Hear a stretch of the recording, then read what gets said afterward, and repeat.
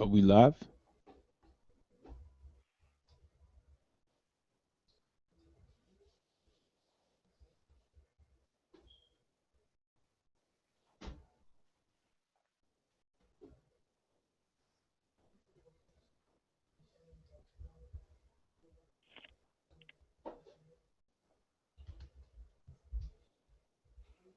Hi, this is Michael Buffer, and you're listening to the voice of the people. Let's get ready for Boxing Voice. You're listening to the Boxing Voice.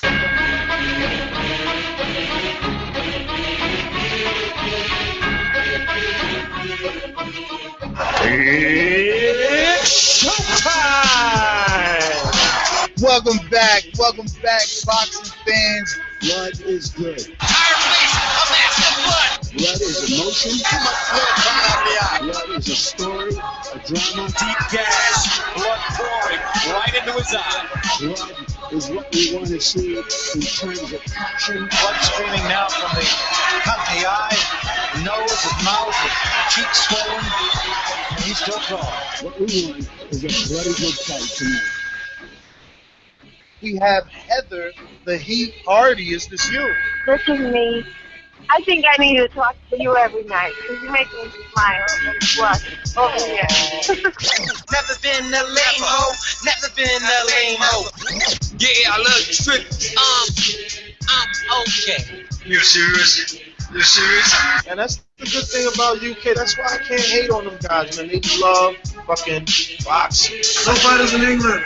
They're all bums. Did you hear what this idiot just said? Yo, son, you're gonna get your ass beat by Molina, son. Are you fucking kidding me? He's overrated. Do some pushes for me right now.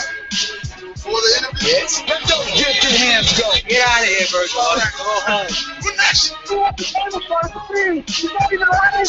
You want the table for us to please. BoxingVoice.com. This is why we use the word sensation.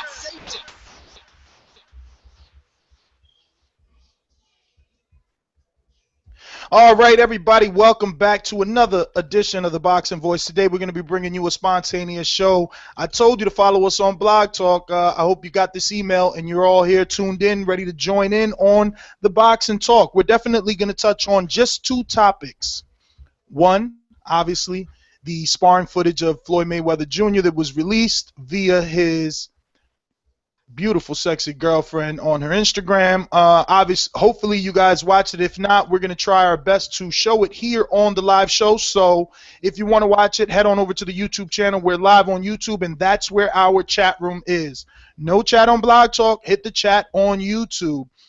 You know the number 646-478-3068. We will be calling. We will be accepting calls.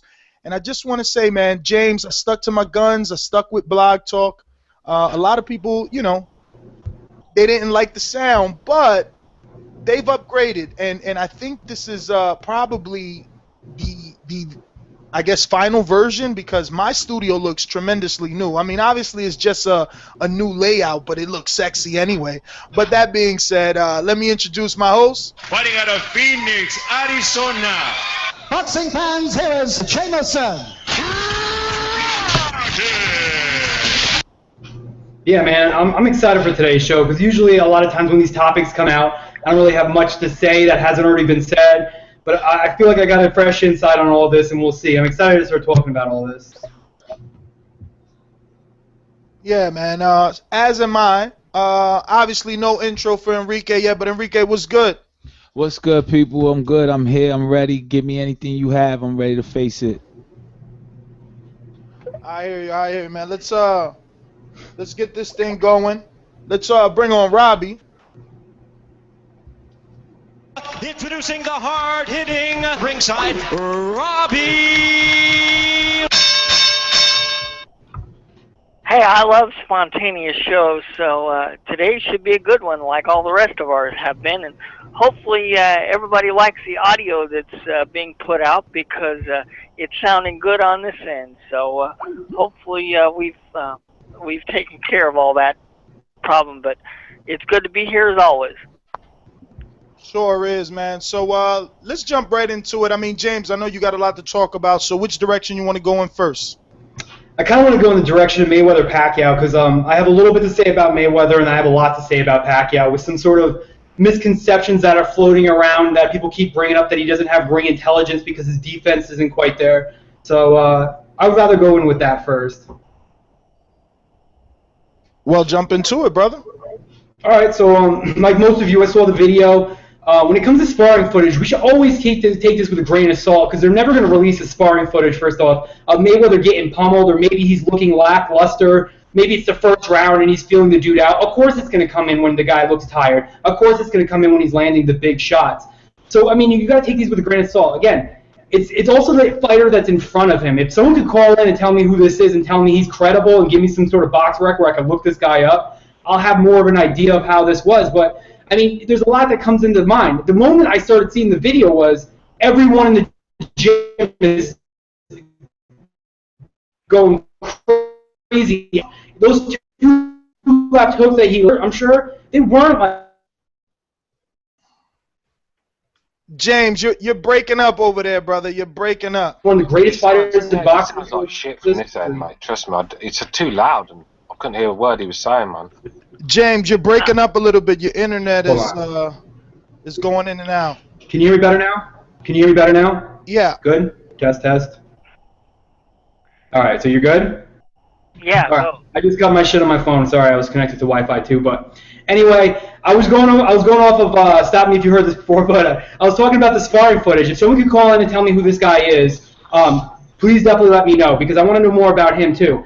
He always talks about what it was, the Lion's Den or whatever they were calling it before, and that's exactly what it is. When you see these videos, they're never going to take the lackluster performances and put him up with Floyd Mayweather and be like, hey, look how he struggled today. He is human. Of course, it's going to be the highlight reel, not like videos. And of course, it's going to be at the end of rounds where maybe that guy's tired and doesn't train like Floyd Mayweather. So you got to take it with a grain of salt. So and then the entire gym is going crazy every time he lands a punch. That's going to weigh on a sparring partner's mind. Already on top of sparring one of the greatest fighters in the history of boxing.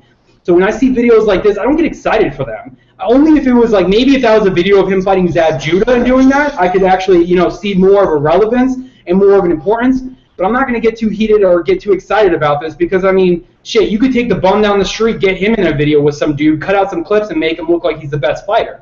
So that's my take on that. I want to eventually circle back around to Manny Pacquiao, but I'll let you guys get your take on the video.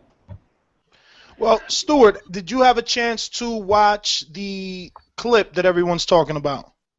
Can you hear me, Nez? Loud and clear. Yeah, I watched it. It was painful to watch Pacquiao get knocked out like that by that cheat, Marquez. But yeah, it was... Oh, no, not that one. We're not on that one yet. The sparring footage of Floyd that's floating around. I mean, I'm not going to take too much into sparring because the rumours are that Zab Judah dropped him, and then that video's nowhere to be seen. So let's not get. Well, I mean, you say that that's the rumor, but I heard the opposite. I heard that Judah got beat up.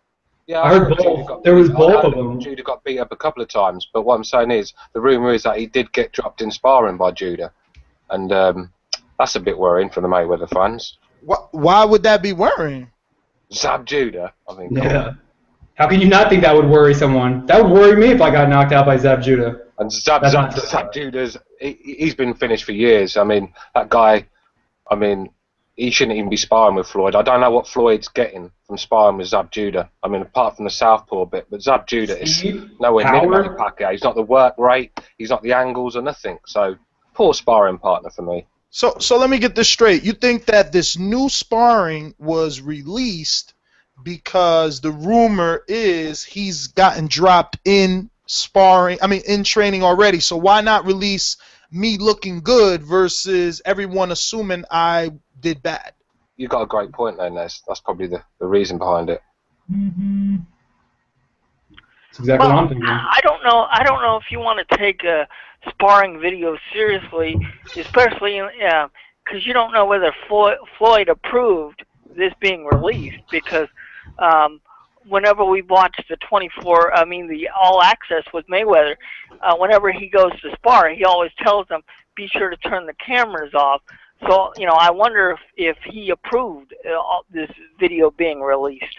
Of course he approved it. I mean, especially Ness, I didn't know the original source, but if you're saying it's his little dime piece on the side or whatever, that was the one that released it, of course he approved it. Yeah, I'm really sorry, I don't Robbie. know how serious to take this kind of stuff You know, it's because fighters are always going to look different in sparring than they're going to look in the ring. So, you know. I mean, I guess I don't see the hype behind the actual video itself because, like I said it once, I said it a million times. This is sparring. It's not like anyone that is of a name right now. If it was actual Zab Judah sparring, I'd be okay with it, but it's not. And to come back to Stuart's point, real quick, I think Zab Judah is a great sparring partner. He has ring intelligence. He has veteran ability to do certain stuff, and I also think he's a great southpaw and has speed and power. So. James, I'm really struggling. Hold on a minute, Stuart. Hold on. Yeah, because he's not checking his phone. Hey, James, tap on your mic with your fingers, please. Exactly. Your mic is not plugged in. Check your text, brother. Check your text. Moving on. Stuart, what's going on? Yeah, I caught little bits of it about Zab Judah being a good sparring partner for Floyd, but I just don't see it. I mean, Zab Judah is stratospheres apart from Manny Pacquiao. They're just different fighters. I mean, if it's just about left-handed fighters, I'm sure there's better southpaws out there than Zab Judah. I mean, the guy brings nothing to the table. Apparently, he was getting bashed up for days, and he was not throwing any punches. I heard the guy was going in the ring and just going in survival mode. I mean, what sort of sparring is that for the biggest fight of your life? I mean, well, let's see if we can't show everybody this sparring everybody's talking about. Real quick, microphone checker. Can you hear me? Microphone checker. Better? Just tap on the mic. You're not using your mic. It's in your computer settings. Go. Listen. Just hear me out and follow my steps. You see that circle on the top next to the phone? Yeah. Click it and then click the name of your mic and you're good.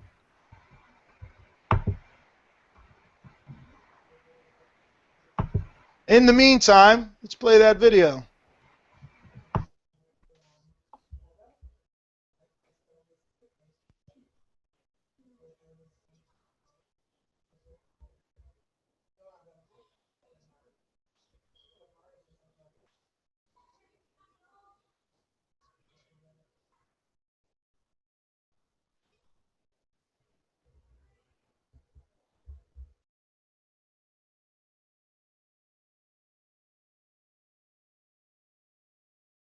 I can't hear you if you're talking, brother.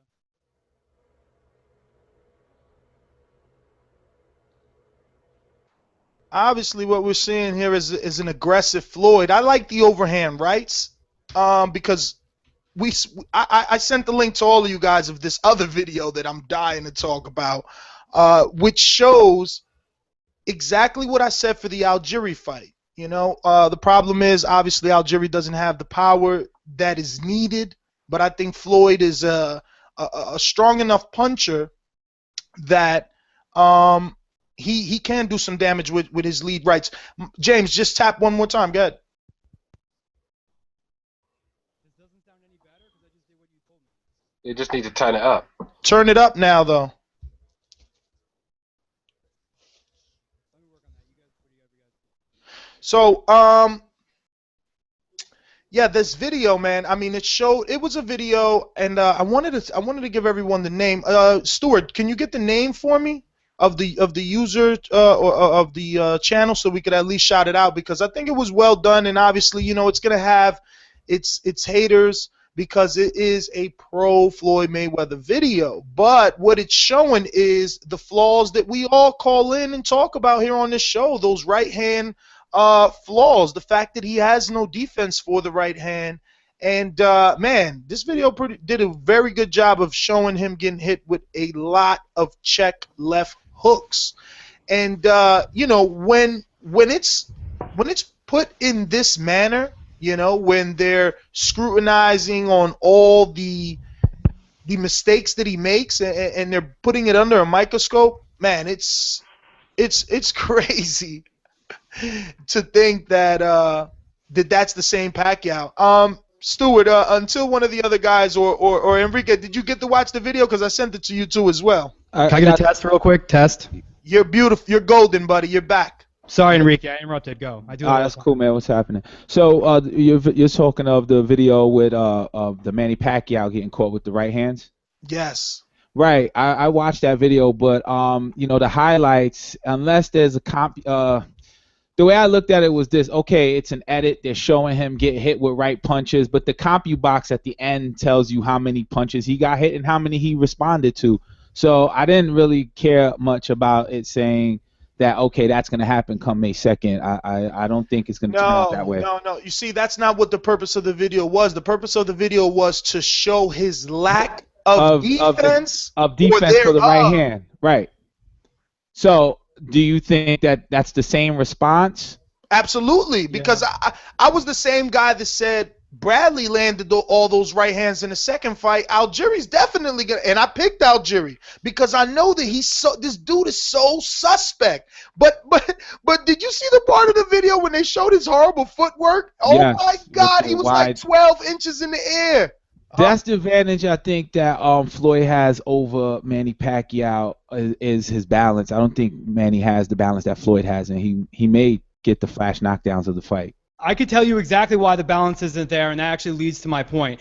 When we were talking about earlier that I wanted to get into this, and don't mistake that Manny Pacquiao's defensive misfortunes are from ring intelligence. I want you to break this down and think about this for 1 second here. A lot of people out there have too much hate for Manny Pacquiao, so they're not able to see this. Again, I think that if you talk about Mayweather and Pacquiao's defense, it's night and day. There's no comparison. Mayweather wins all the time. I have Mayweather winning this fight big, and there's no doubt. But don't shit on Pacquiao for these reasons right here. Manny Pacquiao is a lot shorter than the majority of the fighters that he faced. He's about 5'5", 5'6". Now, with a southpaw and an orthodox fighter, what you need to do is, everyone knows, you need to get that lead foot on the outside so you can get your lead or your backhand, which is usually your power hand, your crosses, up the pipe and get delivered to where they need to be without having to arc them. So with that said, what a normal welterweight is able to do and make like a half step to get on the outside of your foot, him being so short has to do a larger step than most people need to do. So this is where the balance is coming into play. He needs to often take 2 steps to get himself into position in order to deliver these 2 left hands that he's trying to throw. And that's why you see him hammer them, and that's why you see him try to turn them. So a lot of people like to confuse that with there are defensive flaws. He leaves his chin wide in the air when he gets confident. He keeps his hands down when he absolutely should not. But there's certain things that if I know about this, Freddie Roach knows about this, Pacquiao knows about this. So he tries to make up in other ways. There's volume. He uses his volume to try to get at you, and he knows that he needs to get in there with his volume. He needs to basically stop you from punching so he can get into the position and set you up to try to knock you down or knock you out. And that's where, again, people are like, oh, he gets hit a lot more than he should. The dude throws more than the average amount of welterweights, or he used to anyway. He throws more than the average amount of welterweights. So when you throw more punches, you're going to be more open half the time, or not half the time, but most of the time. It's just like in basketball. If you put up 30 points a night, 9 times out of 10, you're throwing up 60 shots. So with that said, don't mistake his misfortunes of being not tall enough, saying that's not ring intelligence. That's what's driving me most insane. He does have defensive flaws, but it's not due to lack of intelligence. It's due to the ability that he's so small and he's fighting with these big-ass dudes. The last time you could even say that this footwork wasn't a factor was the Tim Bradley fight. And the Tim Bradley fight, again, this is one of the top welterweights in the entire world who lands his right hand on everybody. So, of course, he's going to get hit. So take that out of context and think about everyone else. Again, he's a smaller fighter. This is not a lack of ring intelligence. Whoa. Let me interject. What are you trying to say? That because of the quality of Tim Bradley, that's why these right hands were being landed? I just want to be clear. I think that because of Tim Bradley being short, it almost takes away my entire argument of him moving on the outside. But Tim Bradley being so good, he's going to land those shots anyway. Okay, but what about Joshua Clottey? Why is he landing right hands? Why is he walking Pacquiao down? He was okay. First off, you're watching clips. When you watch that video, it seems like Joshua Clottey dominated that fight, which was not the case at all. No, it highlights Joshua Clottey's high guard allowed him to be successful. That video even brings it up. Joshua Clottey is not a joke. He damn near fucked up Cotto, and people say he won that fight. Cotto's one of the best fighters I thought for the longest time. So Clottey's no fucking joke. Clottey, you could almost say, was as good as or at the time where they fought each other. Clottey, the level of what Bradley is. The same Clottey that barely threw punches in that fight. That Clottey. Exactly. So then how can you take that out of context and say he landed all these left hands or right hands? No. I'm not saying he landed a lot, James. All I'm saying is there is a pattern of every fighter having tons of success with the right hand, and now you're going up against the perfect fighter. Well, I was just explaining to you why they have success with the right hand, because it takes him 2 steps to do what you get 1. Again, I'm not trying to say I'm flipping the script on who I'm picking. I definitely think Mayweather's winning this, and I think he's going to win it pretty easily, or comfortably. I'm not going to say easy. I'm going to say comfortably. And I picked against Pacquiao, so if people want to come at me and say Pacquiao, I'm a Pacquiao fan, I picked against him in Bradley too.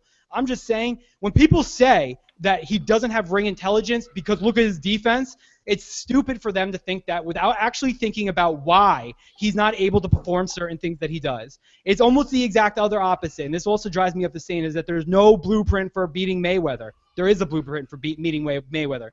We've seen it. Castillo exposed it. Maidana exposed it. You can even say in the early parts of Mosley exposed it. If you're able to overwhelm him, loop shots over the right hand. But the easiest way to compare it is, if I'm trying to take over Phoenix, somebody hands me the blueprint to do it. If I don't have the weapons, I don't have the artillery, I don't have the backing of all these people to help me take over Phoenix, it's not going to happen.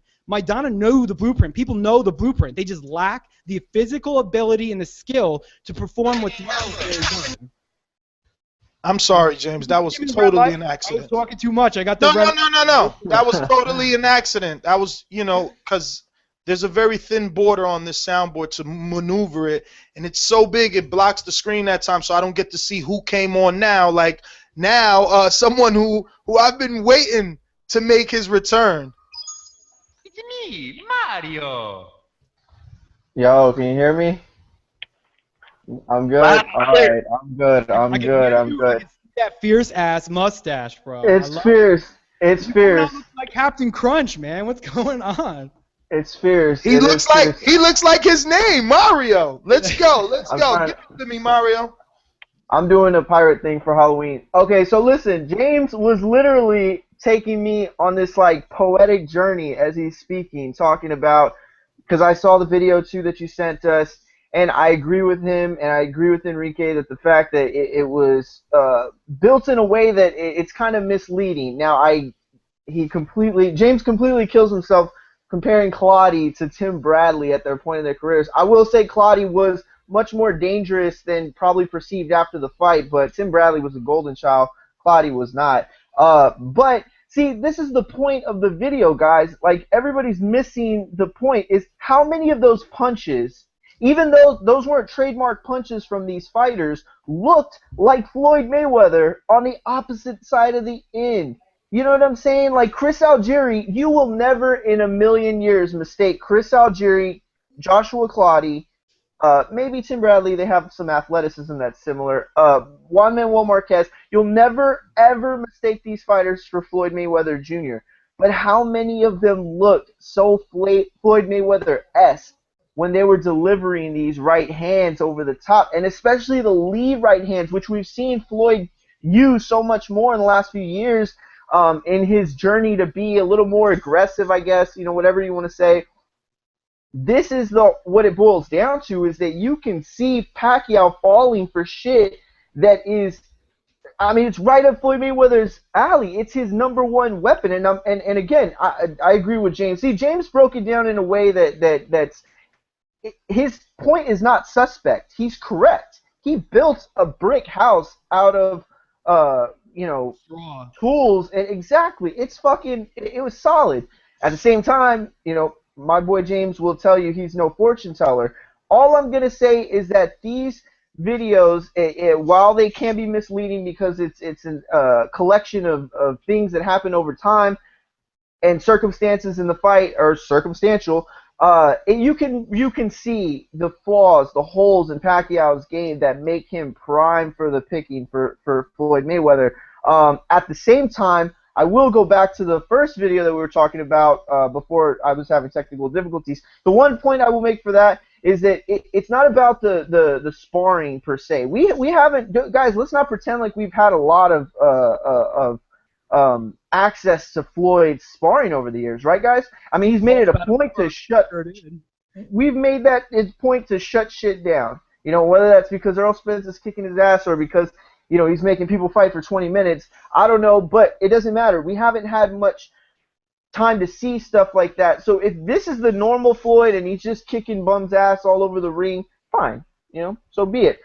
But if it's not, and this is a calculated attempt for him to go in there and try to surpass what Marquez did, because Ness made a great point earlier about him having to have more success than Marquez in some sort of way. Now, he's not going to get that YouTube knockout. We know that. But this fight is built on a way that he doesn't have to. And our expectations are so low of him that he doesn't have to. He can get an accumulation stoppage in the corner of the 11th round and have it waved off, maybe even a little early, and people are going to go ape shit. Vegas is going to lose control.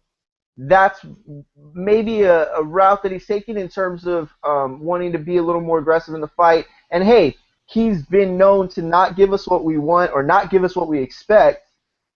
And what we all expect is that he's not going to be that fighter, and it would be a big fuck you. I mean, it would be a great fuck you, I guess, to come in there and be that fighter. So, we'll see. Again, I don't think the right hands, he's obviously flawed, like James says, but I don't think he's as flawed as the video would lead us to believe. And for the record, any video that basically straight out says that a move by Pacquiao is retarded, to me, needs to be discredited immediately. I mean, they had me, and I was like, all right, this is definitely a pro Floyd video. But the moment I saw that, I was like, now you're just shitting on the dude. It reminded me of those political commercials that come out attacking each other during election time. That's what I saw. It was propaganda. Exactly. Well, there you go. I didn't see it that way, but I guess I'm the neighborhood Flomo all around these parts, because all I seen is what Mario saw, which is everyone threw that right hand and it looked like Mayweather. What that means is they either leaned into it and they were low and ducked under the counter shot and got away, or they just simply landed that shit looking like Mayweather. Like, for instance, Clottey would do it from a high guard, which Mayweather does. Algieri was doing it from like a creeping style, which Mayweather does when his hands are down.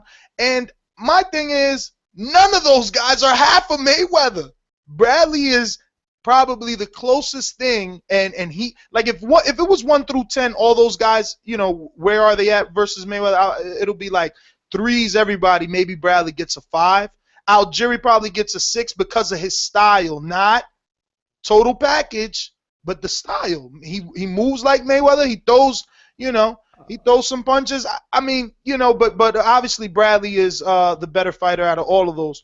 But I'm just saying, I'm looking at that and knowing that that's Floyd's strong suit. That check left hook, that's his strong suit. That overhand right, that's his strong suit. That lead right is his strong suit. But we got a lot of people here, so. Real quick, give me 1 second. Well, I just want to add one more point to the whole thing, is that had Mayweather fought maybe every 9 out of 10 opponents were all southpaws, we might have a similar highlight reel of left hands landing on Mayweather. But you have very limited left hands. That's a great point. Everybody that basically fights Pacquiao is right. So of course, hands are going to be the ones that they're able to showcase more, because obviously that's what the punches are being thrown. So if we had a bunch of left-handers, I mean, it's just taken out of context. This is exactly what I'm trying to get to. This whole video is taken out of context. We're looking at it as if we should be diminishing Pacquiao for it. I'm not picking Pacquiao again, but you can't shit on the dude. To me, he's number 2 still pound for pound in the world. So. Well, hold on, James. But it's not about diminishing. I could do a video of Floyd getting out jabbed by Madonna, but what would be the point? That's what I'm saying. You can't predict fights by looking at old clips. Pacquiao might come in there with a completely different game plan and surprise us all. It's just. Listen, if everybody, millionaires, unfortunately, it don't work like that. Listen, at the end of the day, I noticed after the Marquez one, he went to Algieri. Then he had to go all the way back to Clottey to find something. I mean, it was a ridiculous video. Well put, but. I mean, you call it ridiculous. Other people could call it hate. I feel like it is just truth. I mean, the man got hit by those right hands. But wait a minute. Let's continue to pass the ball around. Robert, talk to me.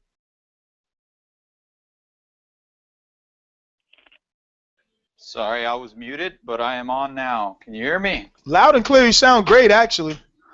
Yes, because we on Skype now. I got the microphone. Man, see, I saved the Skype for you, man. Most people don't know that, but they know. They know, because the last show I let them know that it was everyone that helped. I said it by name. Well, everyone helped, man. but I was the one who found the combination to unlock this thing. Anyways, man. So, all right, Ness. Let me start because I missed the first 10 minutes I was trying to get in, but I was having technical difficulties. When you saw the sparring video, I didn't hear. What did you take from the sparring video? Me? Yes. What I took is because I'm optimistic. So what I seen was I said to myself, okay, this is the Floyd that I want to see. This is Floyd trying to prove. This is Floyd being him. He has to continue in his fashion, and his fashion is he is better. He is the best, right? That's what he says. So he needs to do better than Marquez, in my opinion. And I think that he knows that. I think that an underwhelming performance is not what he wants here, and you can tell by the sparring. That's what I took out of it. Now, obviously, other people who are Pacquiao fans, hold on a minute. Hold on. Other people that are Pacquiao fans are going to say, oh, Ness, you're so gullible. You know, he put this out to do that, to excite you guys. We all know he doesn't fight that way. Listen, one of you guys got too much background noise right now. You're about to start getting dunked on. So you're telling me that what you took out of it more than anything was that he was being aggressive? Is that kind of what you're leading to? Well, yes, the fact that he was being aggressive and that right hand, man, that's what makes me happy. Robert, you got too much noise over there, Rob. Is it me? Hell yeah, I'm about to let you go. All right. Yes, please mute yourself. All right, so how can you say that he was being aggressive when the beginning of the fight or the beginning of the video was his back against the ropes, and then 10 seconds or like 5 seconds later he landed some good punch combination and then got himself on the inside? Well, for one, he was on the ropes, right? The video starts on the ropes, so he got himself off the ropes by being aggressive for starters. It's not hard to look aggressive against Zab Judah, is it? But that wasn't Zab Judah, Stuart. Am I back on? Am I still on, Ness? Yes. Okay, well, because the reason I asked is I didn't necessarily take from that video the aggressiveness. That wasn't really what I saw, what I noticed.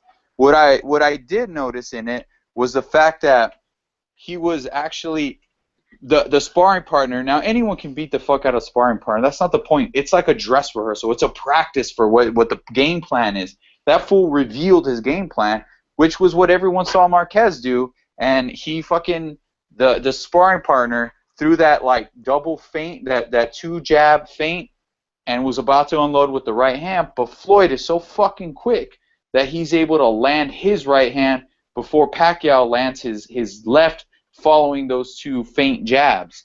So that strategy right there is what everyone else knows that Pacquiao is going to do. Everyone's seen it. Marquez was the one who fucking just struck lightning in a bottle, you know, or he captured lightning in a bottle, and he saw that shit, and he fucking landed the perfect punch. Floyd is going to do that all night because he has the tools to get it done. So that other video you saw, I watched it in its entirety. It showed all those clips of all these fighters trying to land that perfect punch, knowing that what Pacquiao's about to do, trying to time him. You have to wait on him. Most other cases, it doesn't fucking matter if you know what Pacquiao's going to do. We know the flaw. We know that he's going to feint you, and you know you have to jump in before he lands his. Except in the one Marquez fight, it didn't fucking matter. The problem is, with Floyd Mayweather, it does, because Floyd has all the tools to not only get his in first, but to get out of the way of Pacquiao's follow-up shots. And that's why I favor Floyd. And I've told you, Ness, that I favor Floyd by, if not a knockout in the later rounds, a fucking brutal beatdown for the majority of the fight, followed by maybe some cruising at the end. Because I just see Floyd knowing how to time Pacquiao and being able to do it. That's kind of what I took from the video. It just reminded me that Floyd has the ability to do it, and yeah, he does. But it took Marquez 4 fights to time him, and that's actually fair. A lot of people will discredit that, but I think that's actually very fair, because Pacquiao is a different beast once you're in there. But if there is one guy who I think can and will do it, it's Floyd Mayweather. But I've also said that the other decision, I'm not 100% yet. I think that Floyd can brutalize his ass, or Pacquiao would just simply outwork him because Floyd won't have that timing down until it's way too late, and it'll be a close, controversial fight where Pacquiao wins based on just throwing more, where the judges didn't know who to give the round to because the punches weren't landing, but he just was more active, so you kind of got to give it to him type of situation, and we'll be arguing on Sunday about who won the fight. I think it's going to be one of those two scenarios, and it's just so hard to pick against either guy because, again, against everyone except that one fucking punch, it didn't matter that you knew what Pacquiao was going to do. So maybe Marquez did get lucky. Maybe he finally just, a culmination of everything, it worked. Maybe Mayweather's going to be able to execute it perfectly. Maybe he fucking won't be able to time it. That's the intrigue of this fight, and I love it, and I'm not going to say, Ness, I'm not on your side and thinking, fuck yeah, Mayweather's got him down. He's going to do it, but I can see it. I'm saying that I can see that happening. Not agreeing 100%, but I definitely see that scenario playing out, and I'm leaning more towards that than Manny winning a close, controversial decision. Is that right? So, The problem with that video is, though, it doesn't in your sound like opinion, Robert, do you think that Floyd will be able to figure him out in 12 rounds, or is it going to take 24? Are we going to see a rematch? Well, the point is he only needs to figure him out by the 5th round. And will he be able to do it in 5 rounds? That's really the question. Because if he figures it out in 6, he's going to be, in trouble. That's Can I what ask a I'm question, saying. Robert? Who's Floyd Mayweather stopped in 5 rounds? I don't think he's saying to stop it in 5 rounds. No, I'm not saying he needs to stop him in 5 rounds. I'm saying he needs to figure out the timing in 5 rounds so that he can win the final 7 to win the match. So he that's what I'm saying. For the record, I don't think it's necessarily a Floyd Mayweather having to figure out Pacquiao. I think it's absolutely Pacquiao having to figure out Floyd Mayweather before 5 rounds is up. Exactly. You know what? And I was gonna say, look, I've been gone a long time. I don't know if everybody started doing mushrooms together and stuff, and the opinions changed. But look, I don't know. Like, am I the only one who sees it? Me and James the only one who see it that Pacquiao's got the uphill battle, guys. Like, this is not going to be. Maidana never figured Mayweather out. And I wish that I had a hyperlink, or I could figure out some way to get you all an article I wrote after that first Maidana fight. James helped me write this article, guys, and this article was so good because James, who's much more technically proficient than I'll ever be, explained to me in a way that I could understand, that I could articulate on what Maidana actually did against Mayweather. He didn't figure him out. He just threw a bunch of crazy-ass punches, and some of them landed. And I'm not taking anything away from him at all. I'm not saying that the performance wasn't worth merit. All I'm saying is that it's not a necessary blueprint to where Pacquiao can go from there and take it on. It's like, oh, well, Maidana's slow, Pacquiao's fast, Pacquiao has power. If he just does the same things, like, no, that's bullshit.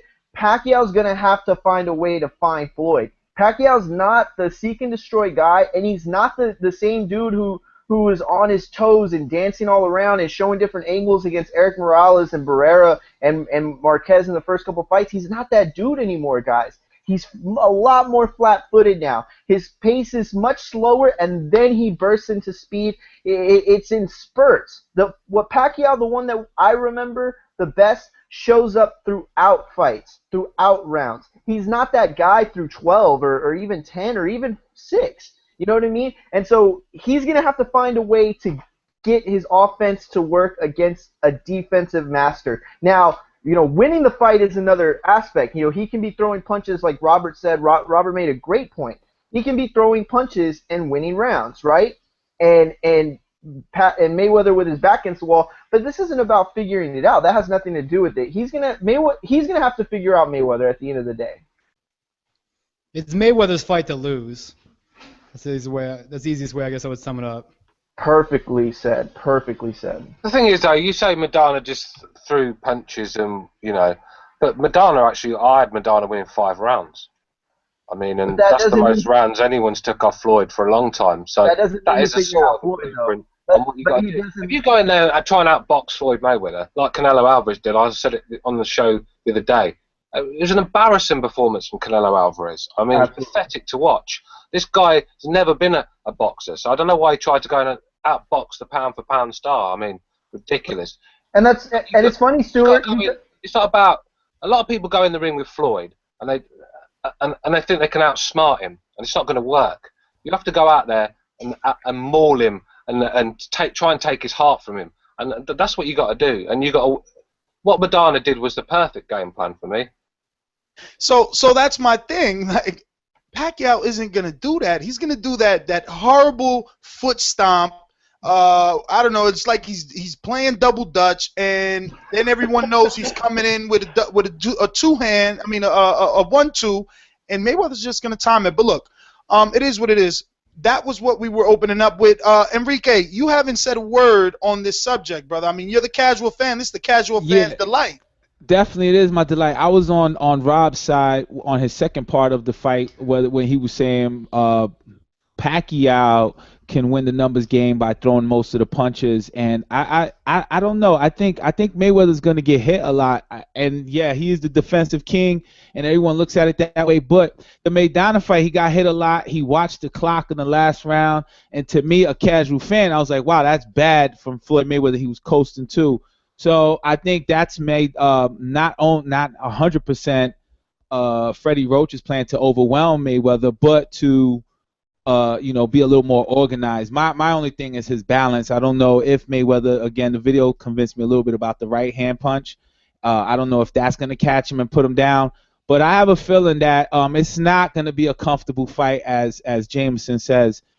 This is why this fight is big, is because Floyd Mayweather is, of course, the champ, king of the ring, and Pacquiao is to me, as I call him, a chainsaw. He's just coming in, punching, and it's a little more organized and reckless. So I'm kind of leaning on the side. For me, as I told you, Ness, I want to see somebody win who talks a lot of shit. I wouldn't mind seeing Floyd Mayweather win. I would put my bet against Pacquiao, though. However, that's my opinion, and that's how I'm gonna word that. Just to add one more thing, a lot of people are talking about this like lead right hand. That's not going to be only Mayweather's offensive weapon in this.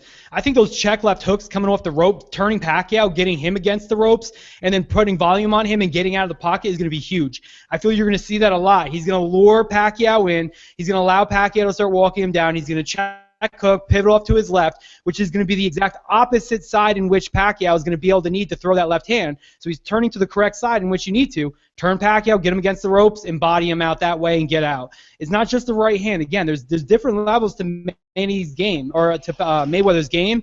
I think there's going to be a lot of different variables, but to me personally, those right hands, those lead right hands are very flashy, but the big difference maker in this fight for setting up punches is going to be that check left hook coming off the ropes. You know, in that check left hook, James, he doesn't need to time that punch the way he would time other punches. It's certainly not the way Marquez would time that same kind of punch. Like, it doesn't need the same kind of, he can slap with exactly. And they'll do the necessary damage. I mean, I don't know if he'll, put him on his ass or catch him off balance. I mean, I could see it off balance type of, push off, knockdown, maybe something like that, but he doesn't even need to time him with that. That's the beauty of that punch that you just described. He can rack up points. He can land that one punch, go on defense for the rest of the fight, and probably win that round. Assuming that Pacquiao can't find him, Not to mention that he can close the distance like Roy Jones. He can jump in with it, and then Manny Pacquiao needs to get on the inside. If he's able to get a little bit of space where he can hit Pacquiao, throw that left hook, he can lunge at it a la Roy Jones and get that left hook off. If you think you're winning a round against Manny Pacquiao by connecting with one shot, you're sadly mistaken. By no means am I saying it's one shot. He'll hit the reset button every single time Pacquiao comes in. It's not about stopping Pacquiao from coming in. It's making him hit the reset button and figuring out how he needs to get back on the inside. Because when you're the outside fighter, it's easy for you. I guess it's not easy, but it's easier for you. You just need to keep him at the ends of your fist. When you're on the inside, it's more to think about how the fuck do I get on the inside. So with that said, Pacquiao has a bigger task to get on the inside than Mayweather has to stay on the outside. And Stuart, if you think that somebody can't win a round, somebody is going to land more than a couple punches, flush punches against Pacquiao in a single round, I mean, that's asking too much as well. I mean, we don't know how this fight's going to turn out, but to suggest that it can't be won off of a solitary punch, a single solitary flush shot, because I'm not convinced that Pacquiao can find him. James said it perfectly. He's got to stay on the inside. Yeah, I mean, this shot would have to rock Pacquiao to his boots. I mean, to stagger him all over the ring. Could I get a word in? Pacquiao. Bradley hurt Pacquiao. I got to think Mayweather got Pacquiao. You'd have to do that. Can I get a word in here? Because, you know, what you guys didn't take from the video was something that he made very evident. He showed, right, because what was Chris Algieri supposed to be? Chris Algieri was supposed to be Pacquiao. Rios and Algieri, rather, was supposed to be Pacquiao rebuilding and showing us that he's back and working on things because he knows his mistake, and his mistake was rushing in and you know, having that killer instinct, which led him to get knocked out. So he wants to get the killer instinct back, but he wants to be smarter, right?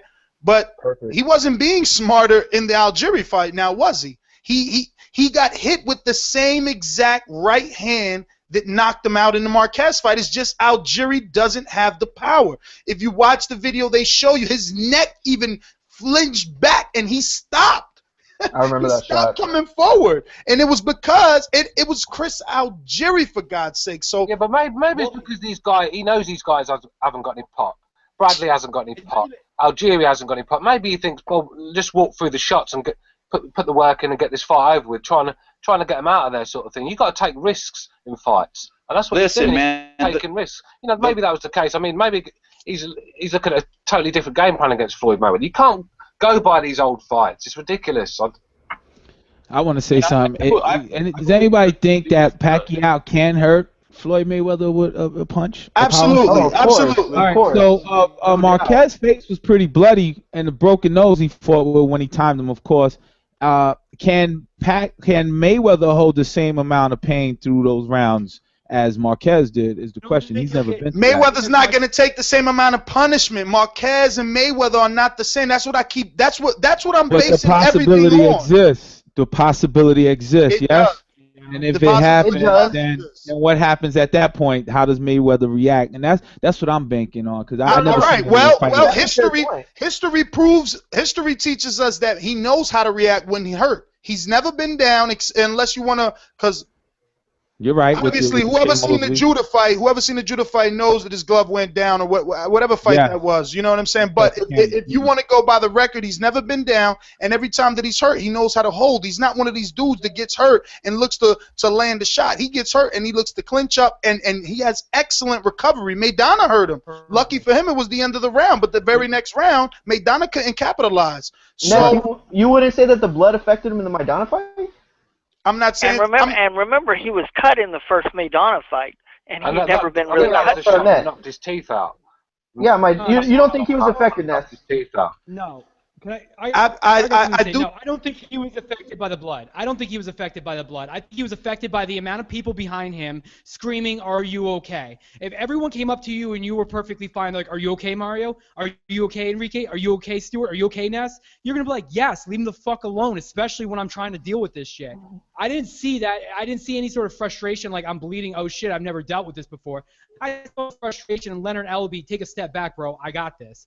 So with that said, I'm glad much talk about his chin being good. His recovery skills were great.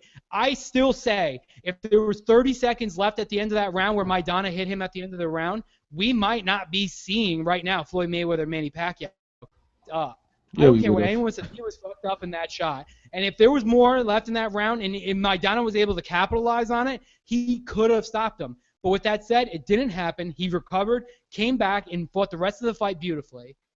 He should be commended. He should be commended. This is boxing. Everyone gets wait. James, let me ask you something, man. When Maidana timed that shot, that's the first time I ever seen Floyd Mayweather outbox. I think Mosley, well, if in that specific sequence anyway, I seen Mosley do a shot to the body and go up top, you know. But when Maidana did it, he countered Mayweather's counter. You don't think Freddie Roach and Manny Pacquiao are planning something like that? You don't think he's going to throw his feint that Mayweather is ready to time and then scoot his head over and land his left? You don't think that's a possibility where he could actually hurt Mayweather?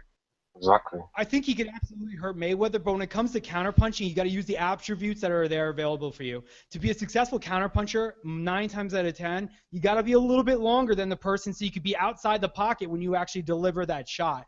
So with that said, I find it hard to believe that Manny Pacquiao is going to be able to do any sort of countering in this fight. I mean, obviously there will be counters there, but I don't think that's going to be the game plan coming into this to try to counter. No, he's got to be in the pocket. I agree, James. And I do think that is one thing that we haven't talked a whole lot about, is that Mayweather has a size advantage. When's the last time he actually had one? And you know, I think everyone's kind of in a consensus that Mayweather does have the type of power that, I mean, maybe he won't truly hurt Manny, but he definitely can get his respect and make him look like the rest of his opponents, which is guys that are just scared to throw. And that's one thing I wasn't sure how everyone would feel about it. I believe Mayweather has more power than Marquez, if nothing else, just on sheer size. But the one difference that Ness pointed out to me earlier today was that Floyd doesn't necessarily commit. And that's what will be interesting to see, whether or not he's willing to commit on those shots when he sees the opening. He'll have the speed to frustrate Manny and kind of buzz him a little bit. That is what the sparring video footage showed me. Commitment. Willingness. Now, obviously, it was versus a lesser opponent, but that's what it's for. But listen, I want to change topics before we open up the lines. And for some time now, you know, well, not some time now, because it was just after the Adrian Broner and John Molina fight, is when Adrian Broner has been taken to his Instagram a lot. And gone are the days that, you know, boxing news comes to you on a newspaper every Sunday, or you pay a nickel for it, you know. Now we got social media, and anything that a fighter says is worth talking about. But they say a picture's worth 1,000 words, and the picture that he posted on his Instagram and what followed was telling, to say the least. Now, Mario, you actually did a story on it, so I want to pass the ball to you, but I do want to just share with everyone the actual picture. So, Mario, you could go ahead. So in this picture we saw, you know, Danny Garcia and Adrian Broner dressed up in the LA suits, right? Those are the same suits from the LA photo shoot. They're facing off. Danny Garcia, Adrian Broner, in a way that makes you think that this fight is happening, that they're posing for this fight. Danny Garcia is even making the cutthroat reference with his fingers to his neck to Adrian Broner. And it's titled "Business Before Friendship." That was in the Instagram post that Adrian Broner, you know, posted on his Instagram. Guys, listen. This is I wrote a story on this. You know, I talked about how this could be a really significant fight in the fact that Floyd, if you believe that he's only fighting one last time, and under the assumption that he's fighting in September after Pacquiao, we're gonna need a void, right, guys, for Cinco de Mayo. There's no one fighter that can really step up. Canelo can try, but he's still in that phase. I think that he needs an opponent to, if a better matchup than Canelo versus TBE or whatever, or TBA, it can surpass Canelo. And this is the kind of fight, if built right, and if they're on their trajectory, that can build it. So this is really what I want to talk about as far as the article's concerned. This photo doesn't happen for any reason. When they get to a photo shoot, this isn't like some, you know, family outing where they're like, hey, grandma, take a picture with Aunt Jolene. Like, that's not the way this works. This photographer is there, the cameraman is there, and he has a set list of things that he's taking pictures of. And if this isn't on the list, they're not getting to it. And Adrian Broner is not at the end of the photo shoot like, hey, yo, cameraman, I want to boost up my Instagram ratings. Like, I got this really good idea. Any more film left? Like, no way. That's not how it works. This is a professional photo shoot. This was taken for a reason. All right? They're not just messing around.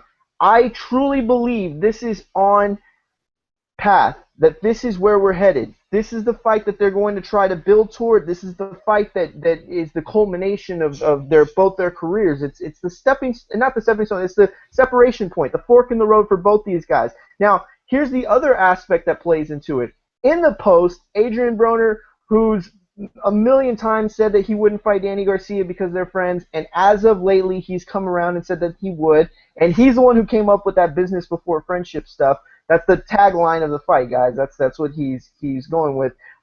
He says, I don't want to fight him next. I want to fight Khan, and after I beat Khan, then nothing personal, me and Garcia. Look at this dude talking about running the gauntlet. Like, I love Emmanuel Taylor. I love, Carlos Molina. I love these fighters. But let's face it, they're not Khan and Danny Garcia in a row. This dude is stepping up to the plate. And of course, he can't step up to the plate until he steps up to the plate. But here's the other part of this that kind of comes into it. Floyd Mayweather, by taking this fight with Manny Pacquiao, is shifting the tone of boxing for the better. Okay? Adonis Stevenson is on HBO talking about he wants Kovalev. And a little too late for me, but still, better than never. Great point. Adrian Broner is on Instagram talking about running a gauntlet like Khan Garcia, which he better count those eggs because he ain't getting past Khan, I'll tell you that right now. But at the end of the day, Mayweather is shifting the tone of boxing for the better. These guys are Adrian Broner's looking at Big Brother. These guys are looking at the cash cow and are following his lead. That's why this fight was so important. It doesn't matter who wins. It really doesn't. It's the fact that they're stepping up to the plate and it is having an impact and it is having a downwards. I mean, not downwards. What's the word? Like when it like a mudslide or whatever. You know what I'm saying? Like shit rolls downhill and it's hitting everybody downhill. And these are the guys that it's affecting. These are the guys that are starting to realize that they have to fight the best. And he even uses that tag. To be the best, you have to fight the best. Or something along those lines. This is what's going on, and this is what Mayweather is. This is why we should celebrate these guys for what they're doing because it's having this effect. Now, is this fight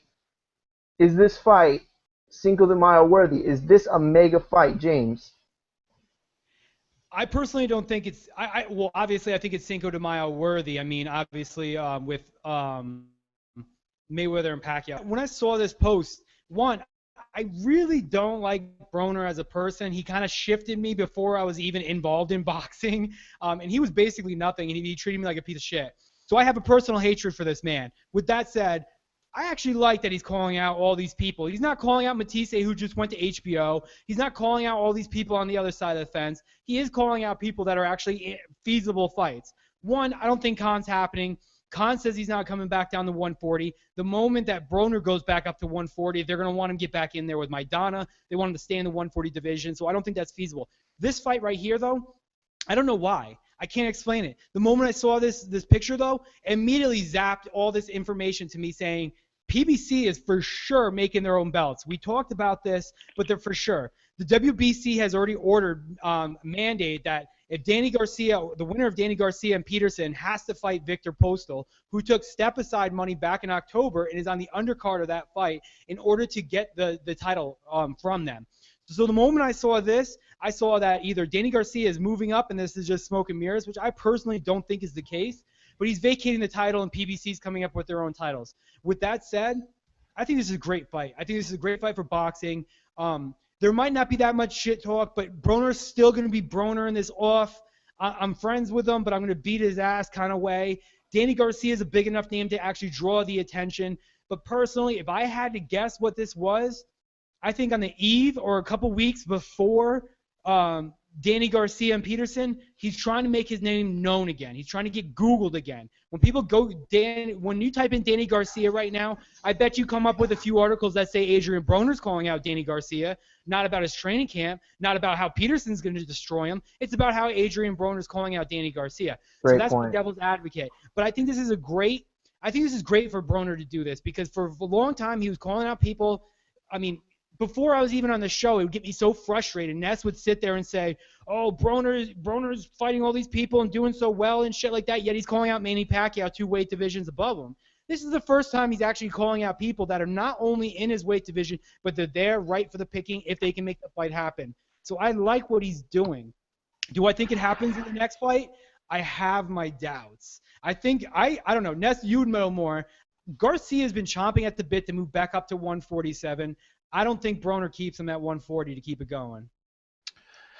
I don't know. We're gonna have to see after this Peterson fight, really. But again, like Mario said, this picture wasn't taken by mistake. This isn't that Broner needed to get a couple of fans on Instagram or anything like that. This is something that obviously is part of the master plan.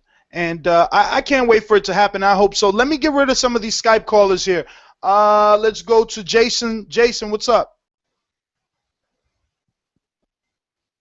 Hello, can you hear me? Loud and clear, brother. Talk to us. What's going, man? Good to have you guys back on YouTube. I finally found your show again.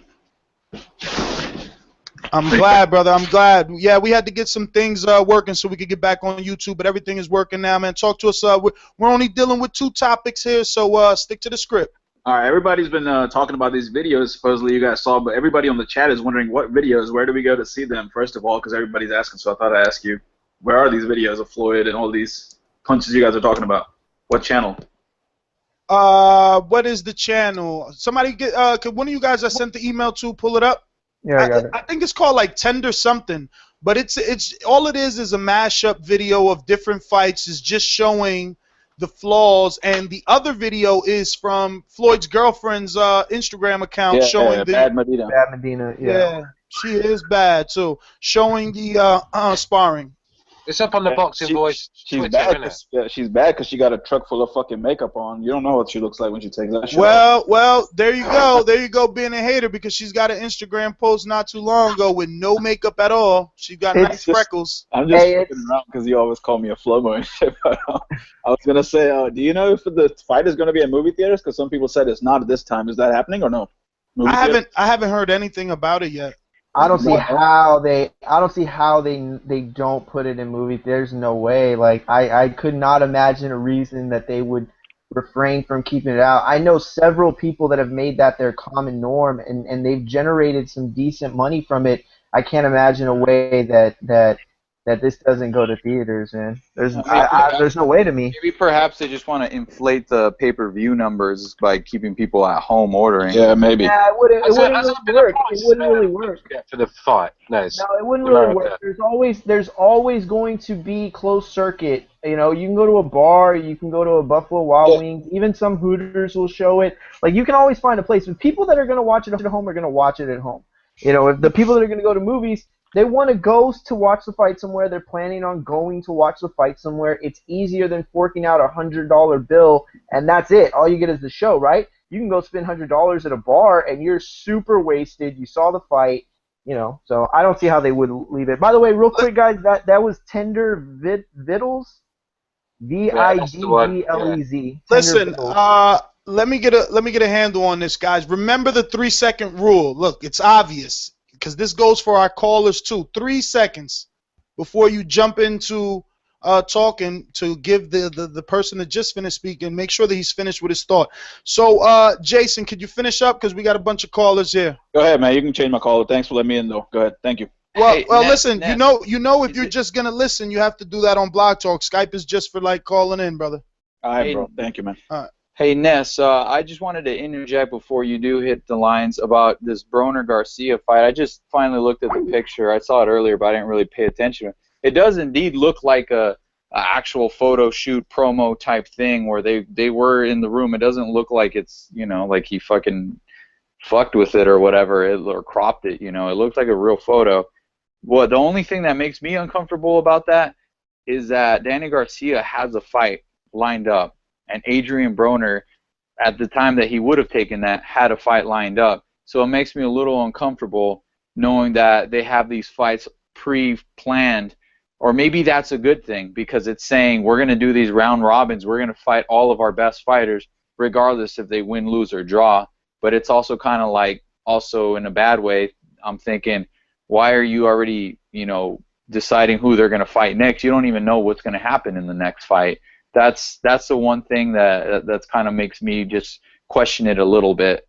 Well, how do you know that there's not more of these pictures out there? How do you know they didn't just do a few pictures in case the guys that win and the ones that don't? So maybe Molina's out there posing in front of somebody that we don't know about, but his bum ass lost. That's a good point. Listen, That's a good 3 point. second rule, guys. Go ahead, Enrique.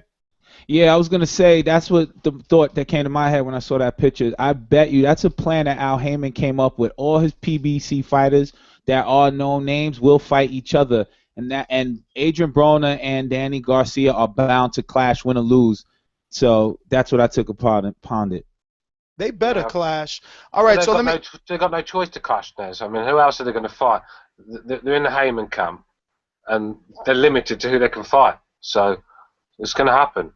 Well, Stuart, I mean, you know, essentially you're right, but think about this. Remember that Garcia's at 143, 147, 140, and Broner's actually at 140. So it's not that for sure. LOL, you're live. Talk to us. If your screen name is LOL on Skype, it's you, brother. Or sister. Okay, so we're going to let you go. We holla. Get your Skype settings together. All right, so let's get to some of these callers on Blog Talk that have been waiting. 559, you're live. Who's this? 559, you're live.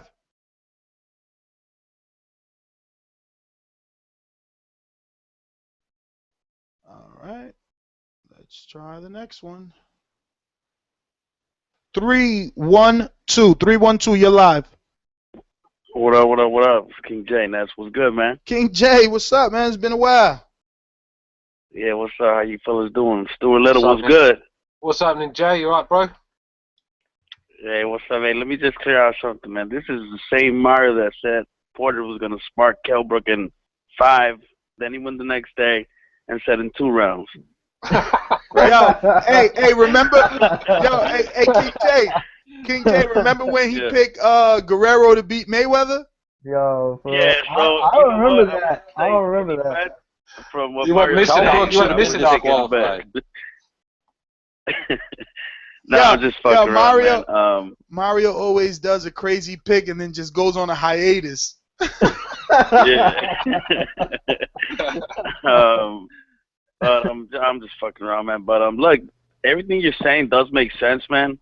But then again, the only thing that I have a problem with what you're saying is, look how much fucking damage and the ass whoopings that Marcus took to land those right hands. This motherfucker Chris Algieri got dropped almost 6 times. So them right hands that they're landing are coming with a fucking high cost. King J, 1 through 10. You know. 1 through 10. What is an Algieri and what is a Mayweather? But yeah, you're right. You're right. 1 through 10. 1 through 10. What is a Marquez? What is a Mayweather? I don't think they're that far apart. 1 through 10. Don't tell me they're not far apart. Give me a number. Stick your ass out there. Probably an 8. Whoa, Marquez is an 8. The same guy that lost to Bradley that way? That's what I was gonna say. 8. Yeah, Marquez is an 8. Okay. I mean, if you want to go off triangle theories, this is the same Marquez that knocked fucking Pacquiao out that Bradley couldn't do. So I mean, that shit don't work here. You know what I mean? Evidently it do. Everybody landing right hands, and we about to fight the guy who got the best right hand in the business. I mean, but my dad was landing all kind of crazy shit on Mayweather, and for a couple seconds he couldn't handle the pressure. He's the only one that didn't land right hands. Think about it. He's the only one. The overhand rights, so he didn't land them overhand rights. Man, them stupid ass. Second or third. Them stupid ass jackhammer punches, man. He didn't land nothing flush. The only one that he landed flush was that one where he stiffened Mayweather's legs up right before the bell. But all of them, why you think he didn't even drop him? Maidana does have the power to drop Floyd. He just never landed nothing cleanly. He never landed a straight right. He landed that crazy. Yeah, but what does that mean? It was like a Captain Hook right. All right, so what does that mean? He never landed a punch on Devin Alexander. So do you think that? What are you talking about, Stuart? Madonna's not the slickest guy around. That's what I'm saying. But he still landed on Floyd. But he didn't land a clean right outside of that one. Didn't you have it a draw? Didn't you have the fight a draw? I'm not. Listen, I'm not discrediting. Why are you attacking me? I'm not discrediting Maidana. I'm saying he doesn't have the right hand of a Floyd. That's what I'm saying. Floyd has the best lead right in the business. He's proven it. I mean, who doesn't he use it on? And he's vulnerable to an orthodox jab, which means he's vulnerable to the straight left on the southpaw. So we can go by that as well. This is all I'm saying. This is all I'm saying, though. Nuts. Yes, he has the best right, but when he throws that right, sometimes he lunges all the way with it. So what makes you think that if Pacquiao, like I forgot who said it, Roach doesn't train him to feint, like you're gonna go in, let him come with that right, and step to the side and just combo his ass, like he's done on plenty people. That's a fair point. You know what I'm saying? That's one. And Chris Algieri was landing all these rights because they had no fucking effect. If I was Pacquiao, I would have that's the stupidest shit I heard Pacquiao fans say today. Oh, because he ain't got no power. Because he ain't got no power. So because you don't got no power, I'm gonna let you hit me. Man, what type of idiotic shit is that? Golovkin did against Murray. And nobody wants to be hit. No one wants to be hit. You guys are some fools. You let me punch you in your face. Yo, to say that doesn't happen is kind of out of the question, because there absolutely are some fighters in there that are willing to take a shot. So you're gonna tell me that there's no fighters that have a game plan to take a couple hands to bait him in and then just knock him out. That doesn't happen. Right. No, King J's right. He's right. The 2-for-1 is evident. Now, see, I don't know if that was the case in the Chris Algieri fight, though. I really don't. I agree with King J. Over Pacquiao's entire career, and especially at featherweight and the lighter weight classes, he was much more willing to give 2 to get 1, right? And he was going to make that 1 count as much as possible. But I'm not convinced that's what he was doing with Chris Algieri. I think he was just getting hit. And as far as what Stewart said, Golovkin gets hit. He's not giving punches. He's getting hit. He's open. Yo, Mario, what I think he's saying here, though, is that Chris Algieri, that fool was running away. He was barely pity-patting him with those punches because he didn't want to take the risk. He wasn't able to put any steam on his punches at all, and he managed to land a couple. And the guys who fucking did try to take a chance and land those hard rights, they got beat the fuck up, including Marquez in the fight where he knocked him out. Pacquiao knocked Marquez out in the previous round before Marquez knocked Pacquiao out. He's just somehow stayed alive. I agree with King J's point. I really do. But what I'm saying is that I don't think that was the plan. You know what I mean? Whether or not he went into a certain round and adapted and realized that he wasn't going to, there was no threat for the knockout, that's definitely a possibility. But it was never the plan for him to go in there and test Algieri's power. He didn't want to go. I know. It came off wrong. I didn't mean it as if, like, oh, I don't give a fuck, throw these rights at me. No, I mean, like, it got to he was getting hit with them, but it got to a point, where they weren't really doing shit, man. I mean, you guys are making it sound like Chris Algieri was staying there, planting his feet, and throwing a hard-ass right, which was not the case. It was a survival right. Yo, King J, we're not trying to make it seem like nothing, okay? What I'm telling you is open your eyes. A lesser fighter was landing consistent right hands. Whether they let him hit him, whether they didn't hurt, it don't matter. A way better fighter is going to do it now. You like those chances? That's good. I hope you put some fucking money on it and lose. It don't matter that they landed those rights, because Pacquiao still whooped their ass, except for Marquez on that 1 punch. Come on, I mean, none of those guys, none of those guys are Floyd Mayweather. That's my point. Fair. I mean, I see what you're saying. But no, you don't. No, you don't. You don't see it. You don't see it. That's like saying. That's like saying. Listen. Here's another analogy. Here's another analogy. Okay. Who would you rather go in the ring with as your coach, Freddie Roach, or I ain't even gonna diss another coach. Just another coach that we don't know. What do you mean, Freddie Roach? All right then. Who's the better fighter, Chris Algieri or Mayweather? What's your point? What does this come in context with? What is your point now? One is better than the other. One does it better than the other. That's what I'm saying. If a lesser fighter did it with that side, Timothy Bradley landed more. He landed roundhouse lucky right hands. He got his fucking ankles broken because he couldn't keep up with the pace. King J, what But do he knows ankles? at What do pace? ankles have to do with landing roundhouse right hands? But at what price do you land these roundhouses? Timothy Yeah, Bradley let's be almost got real. cracked, Bradley left that arena looking like Christopher Reeves. All right, and if you guys think that Mayweather's couldn't gonna keep take the those, pace. if you guys think he's gonna take the same amount of shots, you're crazy. When early on, early on, round 1 through 3, he was able to keep Pacquiao from rushing him just based on sheer footwork and using the jab. Okay, He okay. abandoned that. I'll give you that. He abandoned that. give you And that. again, he's a lesser fighter than Floyd. Floyd is a disciplined fighter. Floyd don't give a fuck if you boo him. He's still gonna fight his fight with his back to the ropes, circling and jabbing and pop shotting. He never cared. He never cared. Now check this out. Round 1 through 3, he handled Pacquiao, right? Pacquiao couldn't. So check this out. Round 1 through 4, Mayweather couldn't really adapt to Maidana's pressure, a fucking fucked up wild pressure that could not throw any punches that were supposed to be thrown correctly. So what is a Pacquiao that throws pressure with good combinations gonna do to him? If that's what the route you want to take. Listen, man. Fight is a couple of days away. No, I didn't even hear what he said. I was answering the text. Anybody who's watching the video is watching that. You know, I mean, I didn't hear what he said because it doesn't matter. Like, no, I just said. Look, this is you was guys. saying, look, how many years have I not betted? Right. This is the fight that I open up the fucking wallet and take all y'all dumbass money, all of it. Whoever wants to bet against it. Just like you did from Martinez Cotto. Who? I never bet nobody. I never bet nobody, and whoever I did bet, I bet you I paid them. Check it. You got the wrong one. I'm not saying you did it. Look, all I'm saying is, look, to be honest, to be fair, all I'm saying is you have good points, but the people that are calling in defending Pacquiao, they're gonna have good points too, man. And what is it? What is it? What is it? What's the good point? Is he not gonna get hit by a right hand?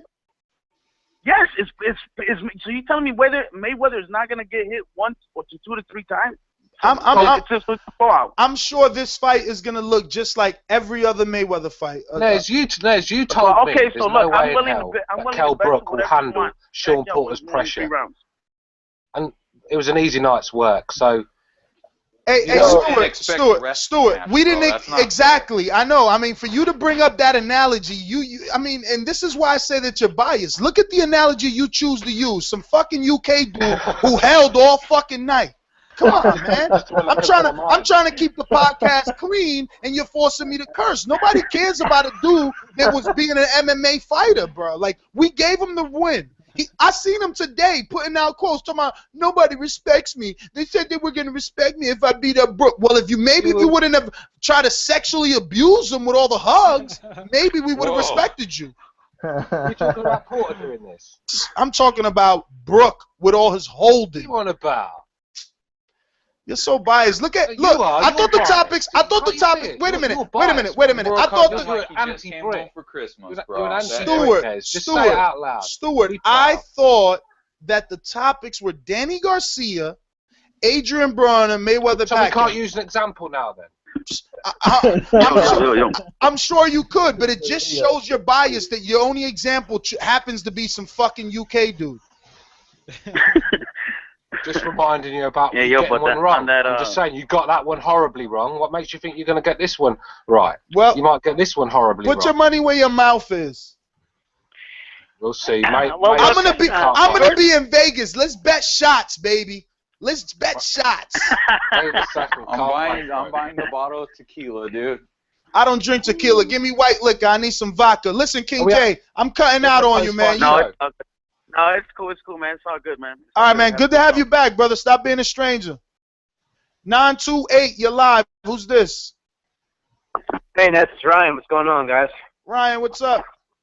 Oh, Ryan O'Hara. What's going on, Ryan? Oh, O'Hara? What's up, Ryan? Wait. Oh, not much. You guys all spoke at the same time, so I was just a little confused right there.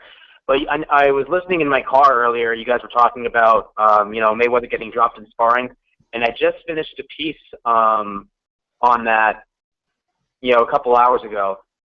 I actually did some research, and it turns out that this rumor has been around for about 2 years.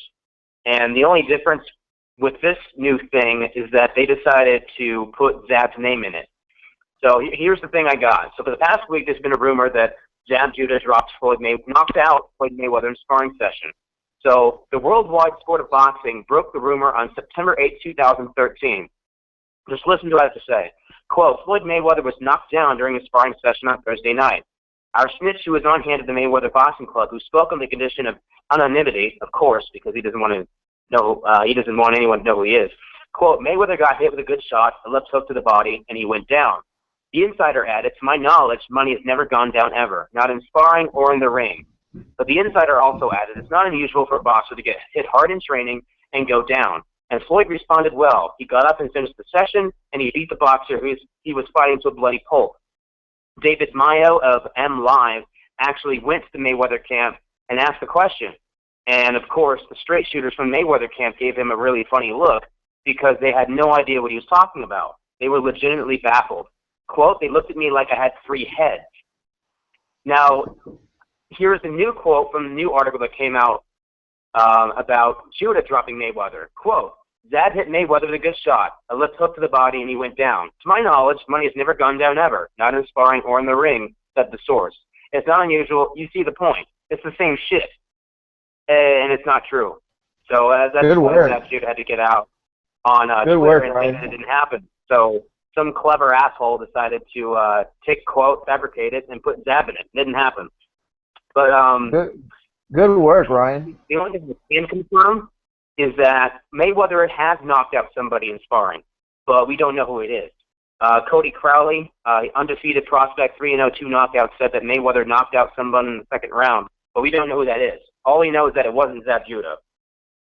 And going back to what I mean, I've been listening to you guys talk about the outcome of the fight. Honestly, I can see it going either way with it being Vegas.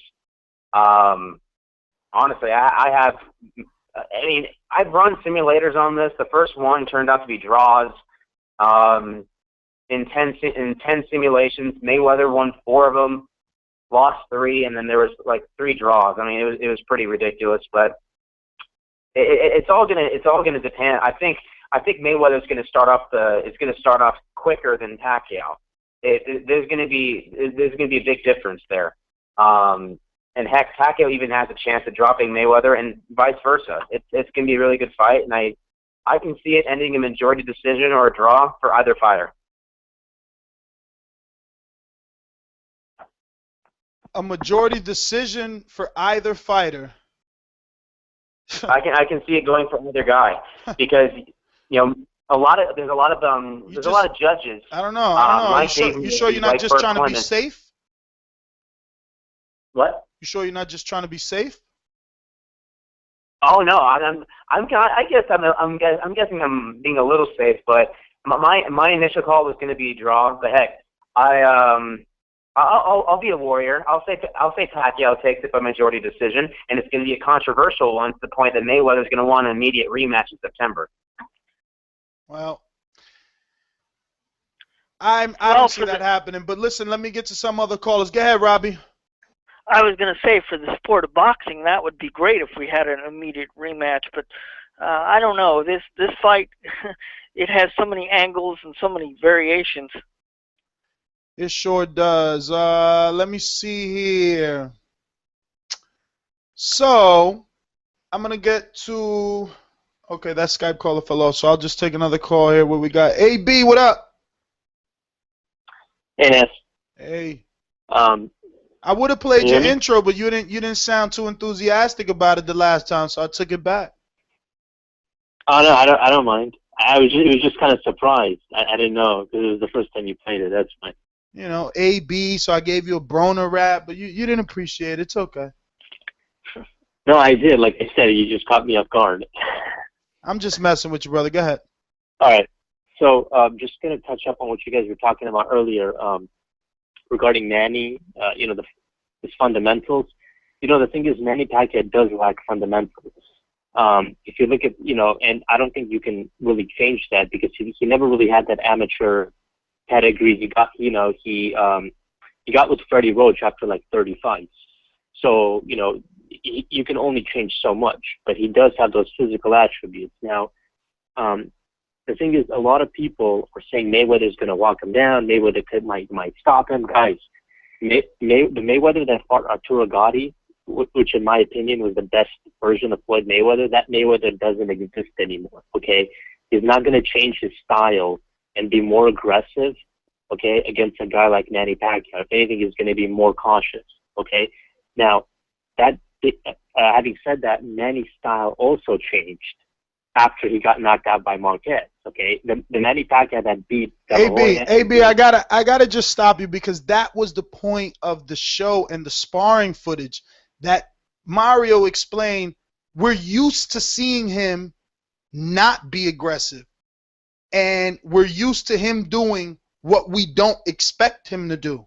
He says he's gonna give you Devin Alexander, and he snuck in Maidana. You know, we thought he wasn't going to fight Canelo, and he fought Canelo. We thought he was chicken, and they put him on KFC buckets, and he's fighting Pacquiao.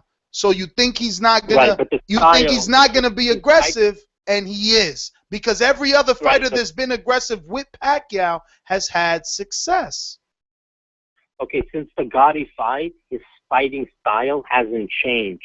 He's always been very, very cautious after the Gotti fight. He no longer throws combinations.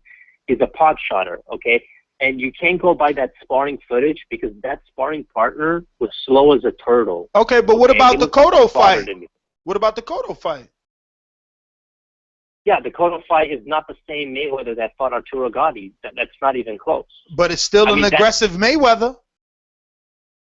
I'm sorry, it's still a what? An aggressive Mayweather. Yeah, well, here's the thing. Here's what I'm saying is that they're both not the same fighters, and I actually think that 09 Manny would have had a better chance at beating Mayweather than this Manny because this Manny is more cautious, and if you stay in the center of the ring, that favors Mayweather more. Now, the way that Manny can steal rounds from Floyd and make it a close fight, I believe is against the ropes. I believe Manny can pressure Mayweather, get him against the ropes, and when Mayweather, when he gets back up against the ropes, Maidana doesn't have the hand speed or the conditioning to land 5-6 punches and get out, to constantly do that over the course of 12 rounds, where Manny does. So I can see Manny stealing the rounds and making it a close fight with Mayweather getting against the ropes. Manny lands 6 punches, and even the only 1 or 2 land, the judges can give Manny, that round, and I see that being his best chance at winning the rounds and making it a close fight. And then I can also see Mayweather, stopping Manny and from being overly aggressive by landing, by landing his punch, the flush right hand, and that punch stings, even though it's not like a one-punch knockout power. There's a reason why Canelo Alvarez didn't walk Mayweather down and got stopped in his tracks because, even though that's not a knockout punch, nobody likes to get hit, and that punch stings to where, Mayweather stops his opponents from coming forward. But then, I also see Manny being also able to land his left as Mayweather is landing his right. So I could see Manny's left being faster than Mayweather's right. So that's where it's going to get interesting. So I see a split decision. Which punch you said is faster? Whose punch is faster? Which one is it?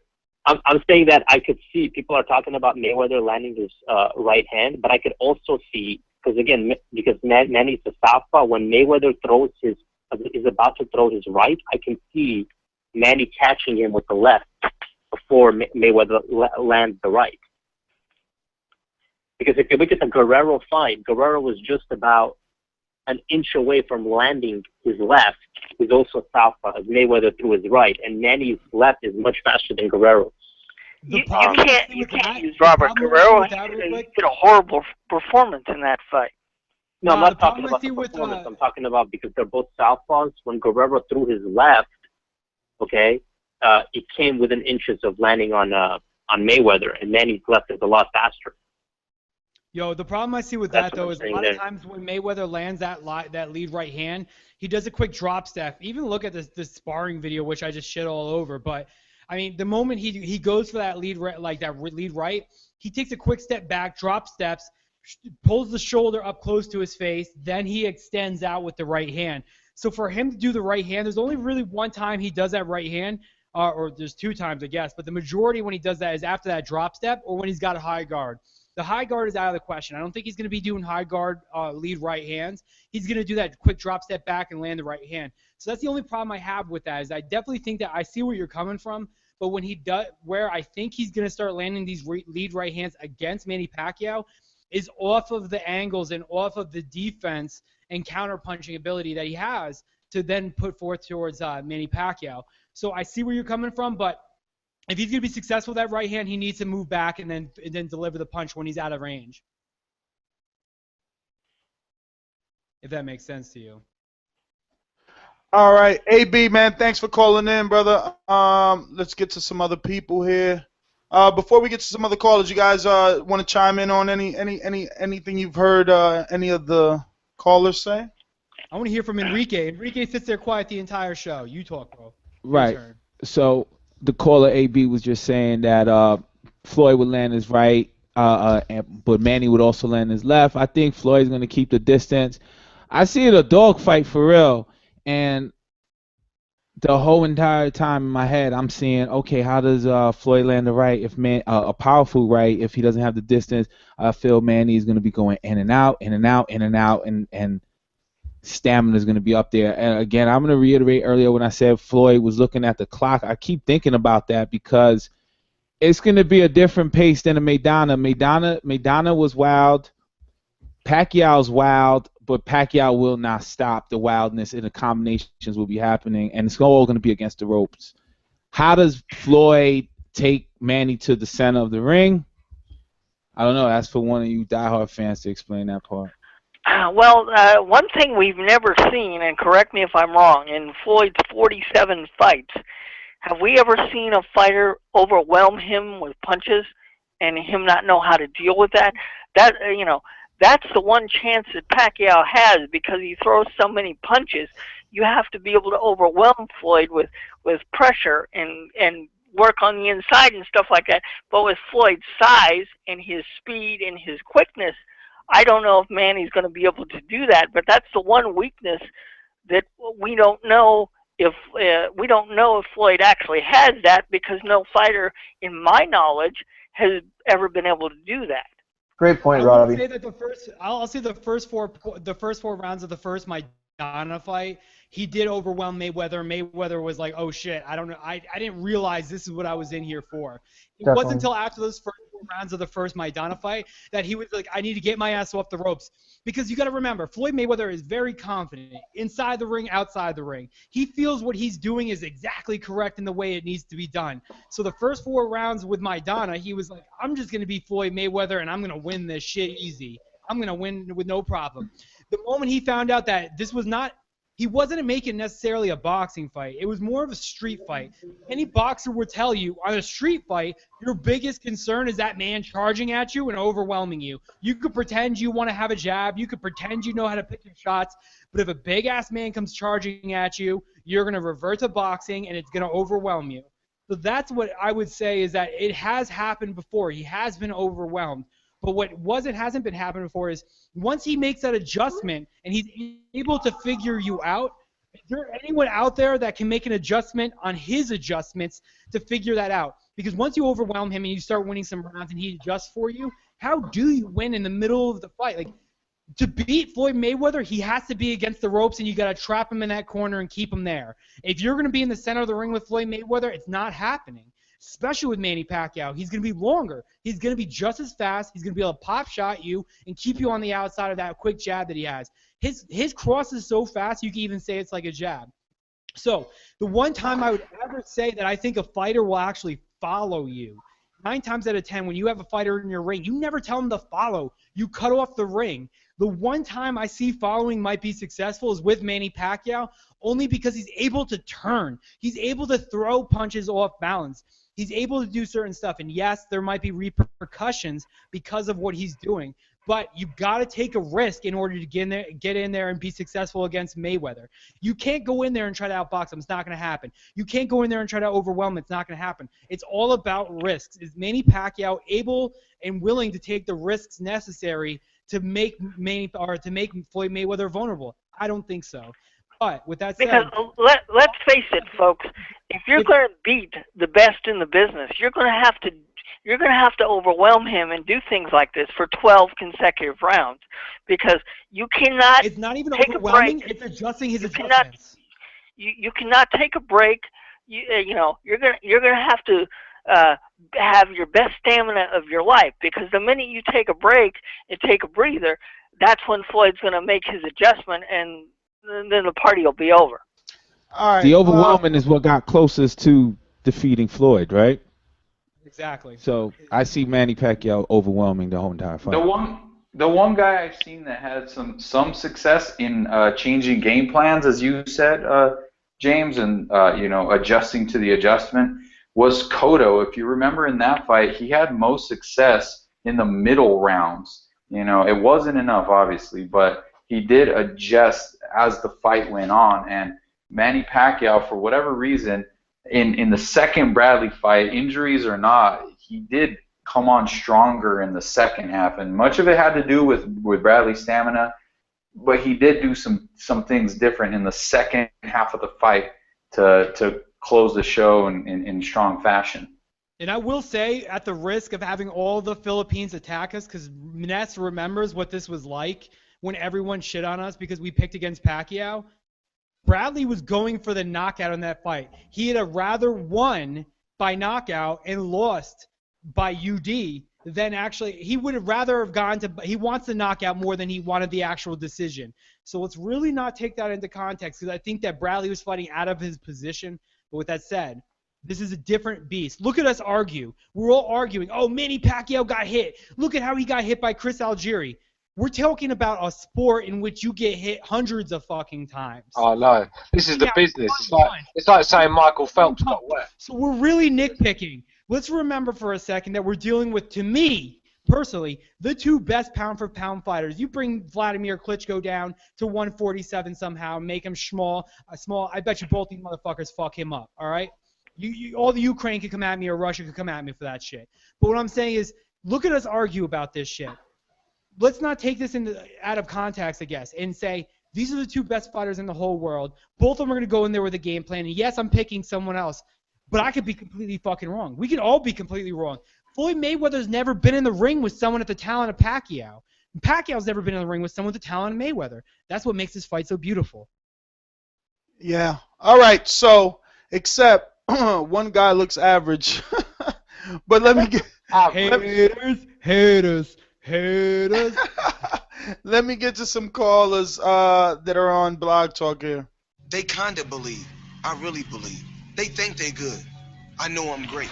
Just something for y'all, marinate. Popping all this champagne, popping all this rosé, getting money like Jose, chain code Norway, shorty wants that foreplay. I'm like, no way, gotta rock it like Cole. Yo, Ness, what's going on, brother? You tell me, brother. Man, I thought you were ducking me, man. I've been calling you. You're not picking up. Dude, listen, it's as you can see, this is a whole different world here, man. It's 3 monitors. It's hard to do all this at once. Good, man, good. I thought you were taking your duties a little lightly there, man. It's good to see you're doing some more shows, man, No, absolutely, man. All right, glad. But you know what, man? You go from being an unbiased host to being the biggest biased of them all, man. You're just riding the FOMO train, man.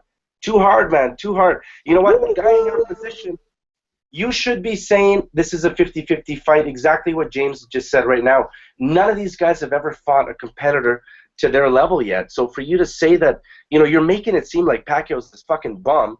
You picked Algieri against him. You just asked a question. Let me ask you, what do you rate Algieri 1 to 10? 1 to 10? I told you guys before, I think I rate him highly because I feel like he's a good boxer. What's highly? I would say he's about a 6. Okay, a 6. So you thought a 6 could beat Pacquiao, man. What's wrong with you, man? You think Pacquiao's a 5.5? I just think Pacquiao is. Listen, it's styles that make fights, bro. Styles make fights. That's the thing. And you know, you guys keep using things like, oh, well, they haven't fought anybody as good as one another. You're right, but one guy has fought other people. They have common opponents. There's a lot to use as a barometer. There's a lot. Who has the better track record against common opponents, though? What do you mean? Who has a better track record against common opponents? Who knocked Pacquiao. Pacquiao has a better record. His fight. How can you bring that up as I guess ammunition for you to say Mayweather's gonna win this shit? No, I think it's like an overall type of thing, right? Well, absolutely, it's overall because Floyd has consistently been fighting top 10 fighters, not Pacquiao. Floyd has done one catchweight with Canelo, which is justifiable because he's fighting a bigger man, not Pacquiao. I mean, Floyd's always been in the tougher or more even fight. I mean, where is Floyd Mayweather's Chris Algieri? I rate Chris a 6, right? So find me the 6th fighter. Yeah, but how could you? But you picked that 6 to beat Pacquiao. You said he was okay, a but find him. Find him in Mayweather's resume. Find him there. As of late. Find Rios. Find Rios in Mayweather's resume. Yeah, find him. Find Joshua Clottey. Find Joshua Clottey in Mayweather's resume. Don't say Guerrero. Don't say Guerrero. Guerrero was the #1 welterweight when they fought. There is no Chris Algieri in Floyd Mayweather's resume. Listen, guys. Look, we're doing something here. Obviously, that's different because it's a lot of us. 3-second rule, please, because we can't understand you. All right, I'll try this again. There is no Chris Algieri type fighter in Floyd Mayweather's resume. None. Period. What you should have tried again was the 3-second rule. That's what you should have tried. But you're right. There isn't anybody in his fucking resume. But that's down to top rank, Nez. I mean, it's just promotional reason. We all know why. If Pacquiao was with Heyman, he'd have gone through them all. So, you know, let's not get on Pacquiao's resume is better than Floyd's, if you ask me. Oh, yeah? Floyd, Based on Floyd what? ain't got no Barreras and Morales and well, you know what? Listen. Let me ask the panel a question. And obviously Kyle, but you know, there's for me, Pacquiao's resume is better than Floyd's, but obviously Floyd's unbeaten, so you've got to say he's the #1 at the moment. But that's let me my ask opinion. the panel a question, including Jose, who called in all the way from Canada. I can't wait to see you in May 6th, whatever it is. Yeah. But anyway, who wins in a fight tomorrow? Let's play hypothetical. Chris Algieri or Marcos Maidana? What, versus each other? Versus, of course, each other. What, against Rod Salka? Marcos Maidana. You think Marcos Maidana wins? That's a no-brainer. I mean, Marcos Maidana kills Algieri. I've been drinking beer, but there's no fucking way I'm drunk enough to actually put up with some sort of response saying no-brainer. Chris Algieri loses that fight. No, I don't know. I don't know because I like Chris Algieri's boxing ability, but you know, Maidana's another animal, and he knows how to cut the ring off right. He's not a Ruslan. He doesn't have that inexperience of a Ruslan. So I don't know if Algieri could do it twice. I would disagree. I'd probably pick Algieri personally, me tomorrow if they fought. Me too. Hey, that's great for me because I'm the only guy, you know, that picked Algieri versus Pacquiao. So that's your Chris Algieri on the Mayweather Pacquiao. I'm not saying it. I'm not discrediting it. Shit, because I feel like I'm gonna get a goddamn. There's a bunch of people on Twitter right now hitting me up with 140 characters. I'm not discrediting Maidana, but what I'm saying is that if you discredit Chris Algieri at the time and still. Chris Algieri, I think, is a good fighter. I don't think that's a shit win. I think that's a good win. In the chat, Sean Newton says that Algieri outboxes him like Alexander, but see, Alexander held Maidana. You know, holding, like, you got to give him the win because they got the win, technically, but you held to do it, and it really cheapens everything. But yeah, but we got the one. Let's not forget here that Algieri beat Provodnikov. Now, Provodnikov, everyone was calling this guy a killer, and that was going to be a real dangerous fight for Pacquiao. So, you know, Pacquiao... But everybody like who? Everybody like who? Lost the fight. Everybody like who? Because how much shit did I take when I called him a bum? Go ahead, Mario. Oh, no. I was saying that I don't agree that I thought Provodnikov won that fight. But see, to Ness's point and to counter James's point, what we all called Maidana a bum, didn't we? Heading into the fight. We said that Mayweather was going to trash him. Agreed. That was his Chris Algieri. However, Ness's point, styles make fights. Maidana presented different troubles to Mayweather than Chris Algieri's style presented to Pacquiao, so you can't really balance them out. I wouldn't refer to Maidana as a 6 fighter right now after what he's been able to do in his career. But that, Ness's point stands to reason. He went through Guerrero, who was the #1 welterweight. He went through Canelo, say what you want, but Canelo beat Lara. I said it. He's done things that Pacquiao hasn't been able to do. And fine, Stuart, it's a promotional thing. He still fought Rios and Algieri.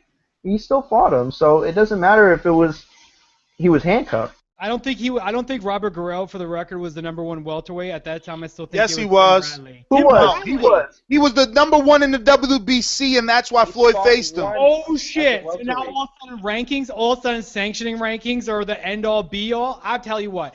I tell you who the fucking rankings are. I don't care what the sanctioning bodies say. My eyes, they don't deceive me. Yeah, James, and that's fine, man. But come on, look, let's leave that shit for the callers. Like, we are all mature enough and old enough to comprehend and understand what takes place in the boxing community.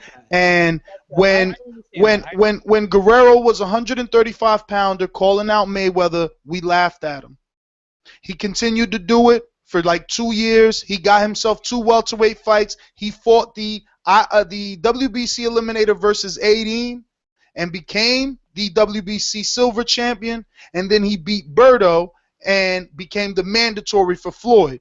So that's how we got the fight. I mean, for us to say who's Roberto Guerrero, like, if you don't follow the sport, then you can say that. But if you follow the sport, you know who he is. And you know that he had more credibility than fucking Chris Algieri. Yes. You would not listen. People would not allow Floyd Mayweather to fight a guy who is 20-0, a nutritionist, and a kickboxer as his background. We would laugh. We would say he's a duck, chicken Mayweather. Yeah, he don't. Only because Floyd Mayweather's getting 32 million a fight. That's Let's not forget. That's the resident Floyd hater. Everyone keeps forgetting that Algieri came off a great performance over Ruslan Provodnikov, who just went life and death with one of the best fighters, to me again, Tim Bradley, in the world. So if you think that a win over Selçuk Aydin and Andre Berto is enough for you to say he's #1, hit me up on Twitter and let me know. But I personally, #1 in the WBC. I thought Robert Guerrero was a terrible fight for Floyd Mayweather. Well, wasn't it convenient when Tim Bradley? Wait a minute. Where's Postal Garcia right now? Then why aren't you charging for that? Why is Peterson in the fight? Why don't I hear you about shit about how Victor Postal's #1 in WBC? You know why? I'll tell you why. Because you didn't show up on the show. Because we damn sure did a show covering the fact that he got paid step aside money and took it. The fighter doesn't have to take it. Broner didn't not have to fight Maidana for a rematch. He chose to take that step aside money and let Floyd in the door. Then Floyd got another rematch, so it was a wrap for Broner. Pistol didn't have to take it. And he's taken step aside money way more than one time, okay? He's been taking step aside money. Just like Aydin used to take step aside money when Berto was the WBC champion. That's why Berto never fought him and Robert Guerrero had to fight him. The problem is you guys got selective memory. That's all. But these guys are ranked. And I'll tell you what other selective memory you got. The one that got Timothy Bradley a fight versus Manny Pacquiao. How did he get a shot? Casamayor deserves him a shot? No, he got a shot because he was the only guy on Top Rank, and they put him in the WBO rankings, and next thing you know, he's fighting for the belt. That's how it goes. How can you discredit a sanctioning body but then also validate them? Stuart, don't act like a fool. Don't call him a pound-for-pound fighter before he fought Pac when you know that he wasn't, because before Pac, he fought Luis Carlos Abregu and fucking Casamayor. Even the second time. Luis Carlos Abregu and Casamayor got him a fight with Pacquiao. And also he fought Devin Alexander. Are you guys? Wait a minute. Wait. Peterson, Devin Alexander. No, my friend. See, again, selective. What's wrong with y'all? What fight came first? Didn't they have that snooze fest in Detroit? and then he moved up to 147 and fought Abregu, and then he left Gary Shaw and went and fought fucking Casamayor on HBO. You guys just have selective memories to make your arguments look good. He left Gary Shaw obviously for the Pacquiao fight. He denied the Khan fight for the Pacquiao fight. What, you have selective memory. How can you not remember all this great shit he did at 140? So when Garcia moves up to 147, I didn't say that. He hits the reset button. No. All his wins before that means shit. No, I didn't say that. But for you to call him pound for pound before fighting Pacquiao is insane. That's what Stewart said. He's still a pound for pound. That's what Stewart said. Pacquiao's resume lately, but he's a pound for pound fighter on that resume. Now, where's Floyd's pound for pound fight on the resume? He wasn't pound for pound back then, bruh. The rematch, hell yeah. The rematch, hell yeah. You show me Floyd's. What, Madonna? You're gonna put? He's not even a top 10. Well, he's probably top 8. Hey, Stewart, you want me to show you Floyd's top pound for pound? Won't you show me Floyd's David Diaz? Where's he at? Where's David Diaz? Listen. Where's Floyd David ain't gonna Diaz? fight David Diaz when he's getting paid. Baldomir? He has to Carlos fight Baldomir? and he picks from the bottom of the. How dare you, James? Never picked. James, you're disrespectful. I would be more disrespectful than you and call them both bums, but you want to compare one to the other when one was a lineal champ and David Diaz, I don't even know who he is. What did he do besides wear white big ass white gloves in the ring looking stupid? Let's go to some callers. I'm trying to compare some shit. That's all I'm doing. Let's go to some callers. We're gonna pick up a few because we've been leaving them on hold for a while. Hold up, son. Word. Yeah, to all the killers and 100. I got you stuck off the realness. We be the infamous, you heard of us. Official Queensbridge murderers. Yeah, what up, everybody, man? I'm here listening to all your arguments, man. First of all, they wouldn't leak that, man. Why would they leak something showing all Pacquiao flaws and all that? Mayweather, let me tell you something about Mayweather, man.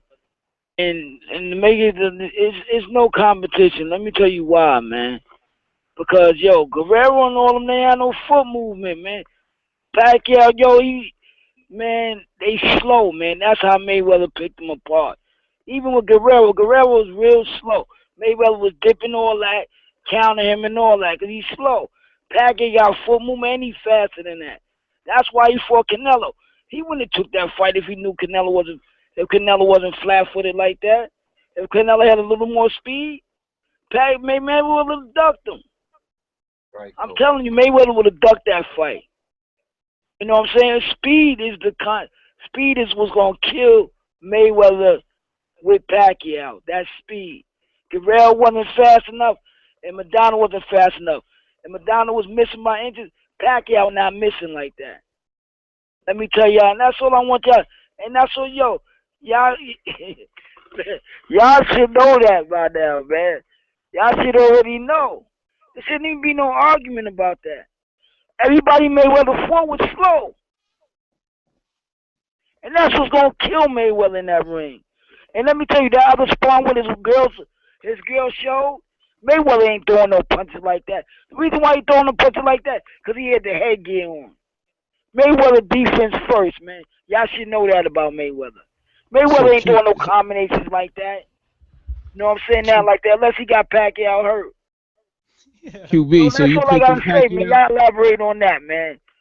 You know what I'm saying? Man, have a good night, man. All right, QB, thank you for calling in, brother. 636, you're up. Turn that radio off. What's up? Yo, what up, man? What it do? What up? Man, let's get straight to it. Man, this show has been really, really good so far. Keep up the good work, Ness and everybody, man. I see that, you know what I'm saying, everybody keep talking about that Pacquiao. He's going to just go in there. He's going to, just throw combinations and be so fast. I don't really see that. I see it more of a calculated approach because he's not the same as the featherweight Pacquiao. I don't care how much he looks in all these videos with Ellie Segback, but I just don't see him throwing a whole bunch of punches like everybody else thinks he's going to do. I think he's going to throw in spots. He's going to throw 4 and 8 punch combinations in spots, but it's not going to be throughout the whole 3 minutes. You know, a lot of people getting it confused. This is not Barrera versus Pacquiao. That fight, yes, he threw 15 punch combinations in a matter of 3 rounds. Like, he was throwing just back to back, back to back, back to back. But we dealing with a whole new Pacquiao here.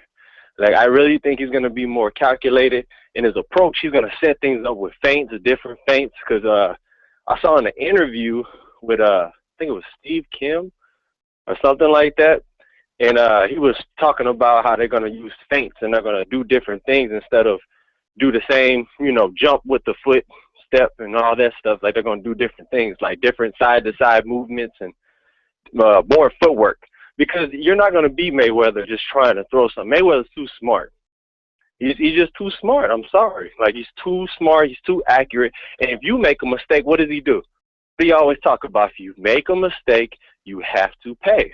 And that's what's going to happen if Pacquiao thinks he's going to do that little stutter step foot.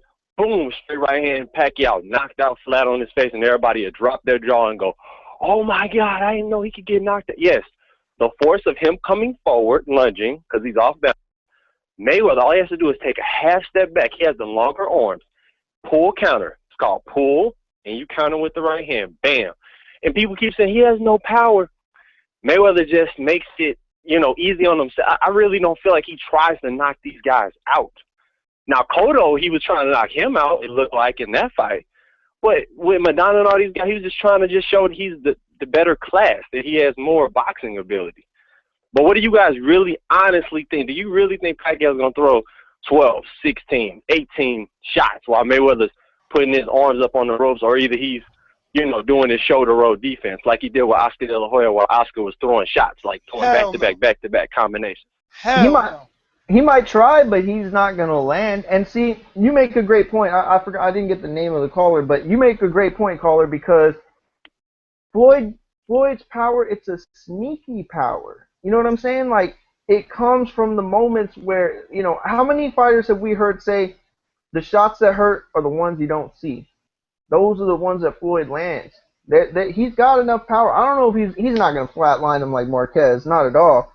He can put Pacquiao on his ass and he can get an accumulation stoppage. I believe that. But you're right. He's not going to land all those punches. You know, he might throw them, but I'm not even willing to bet that he's going to continue that output throughout 12 rounds, and maybe not even throughout 8. Let's just keep in mind that Bradley kept him at bay with that jab until he fell off his discipline, because that's the problem with these fighters. 225, you are live. He said, don't get them there. 225. 469. KG from Dallas, man. How y'all doing? KG, what up? Not much, man. I just wanted to comment on this, make a few points on this Mayweather Pacquiao. I think everyone's coming up with this strategy to beat Mayweather. That just lets you know that Mayweather is the guy that you know, everybody's trying to figure out. I don't think it's going to be as easy as what everybody's thinking Pacquiao is going to do, because you got to think about it. All those guys Pacquiao was beating when he was beating those bigger guys, none of them was the boxer that made. This is the first fight in a while that Mayweather's going to be the bigger guy, and he's probably the better boxer too. So you're talking about a bigger guy with better boxing skills. I don't see, you know, Pacquiao being able to sustain it over 12 rounds to beat the bigger guy and the better boxer, who can probably match him in hand speed, who has just as good as footwork as him. I mean, I just don't see it. I mean, if Mayweather if Mayweather is able to stay on the outside and just use his jab, he has the reach advantage, he has the height advantage. Like I heard another caller saying, you know, all he has to do is pull and counter. That's going to be his game. And I heard another person saying, you guys were talking about the Marquez fight. You got to realize Marquez fought him tight in all 4 fights. Why do you think Pacquiao fought him 4 times? I mean, if he would have whitewashed him, they would have never fought more than once or twice. All the fights. And Marquez is half the man that Mayweather is. Exactly. And in the 4th fight, the only reason that Marquez went all out in the 4th fight because he was like, fuck a decision. He's like, I'm only winning this fight by knockout because he felt like he got robbed in the past 3 fights before that. So, of course, but you talk about boxing ability. His boxing ability was close enough to stay with Pacquiao for 3 fights before that. So, I mean, and obviously Marquez is not the fighter that Mayweather is. We all know that. But that's just my points, man. I think the main punches for Mayweather is going to be, he's going to keep him on the outside. He's going to stay on the outside with the jab, and his right hand is going to be effective. And if he does that, I don't see how the smaller guy with just a smaller guy with hand speed is going to be able to overwhelm Mayweather. I don't see it. He's the bigger, stronger guy with just as much hand speed with better boxing ability. So that's my point. Y'all keep it up, man. My bad, brother. I cut you off. Y'all keep it up and what? Oh, I was just saying, good luck.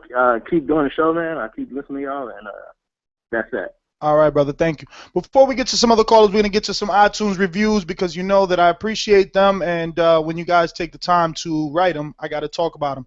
Unfortunately, the first one we're going to talk about is a 1-star review, and it comes from Junior Golden Boy from the USA on March 3rd. He said, this show is horrible. It's bad as Dwayne Ford's Judgment 3 hours of BS.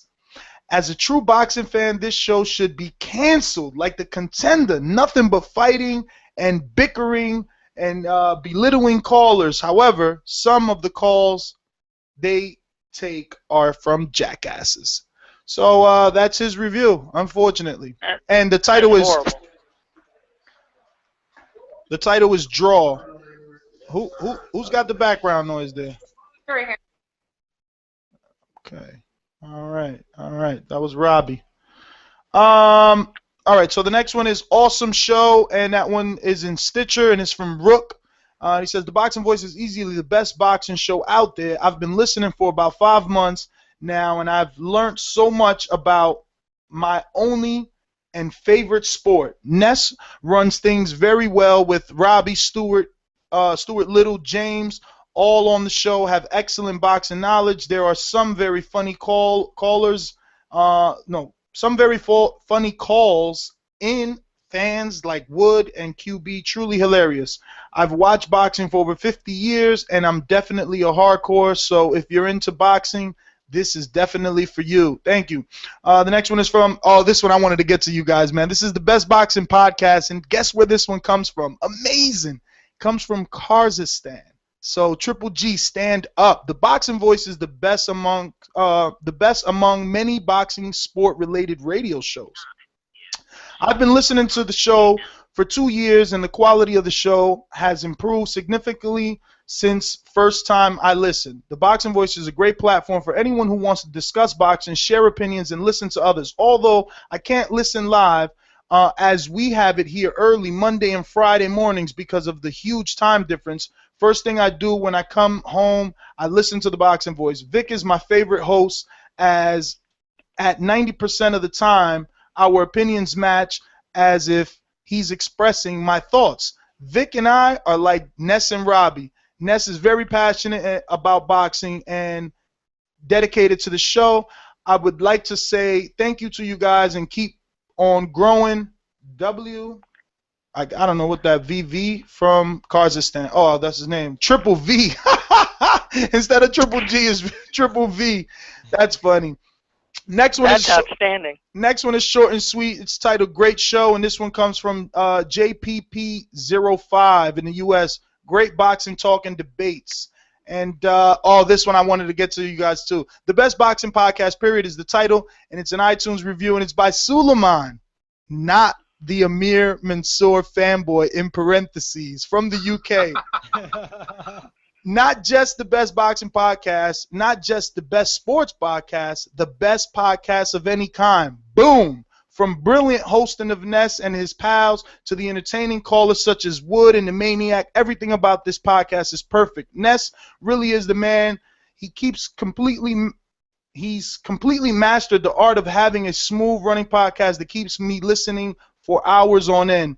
It's an absolute must for all boxing fans. Excellent show. P.S. 47-1. Please pull it off, Manny. In your dreams.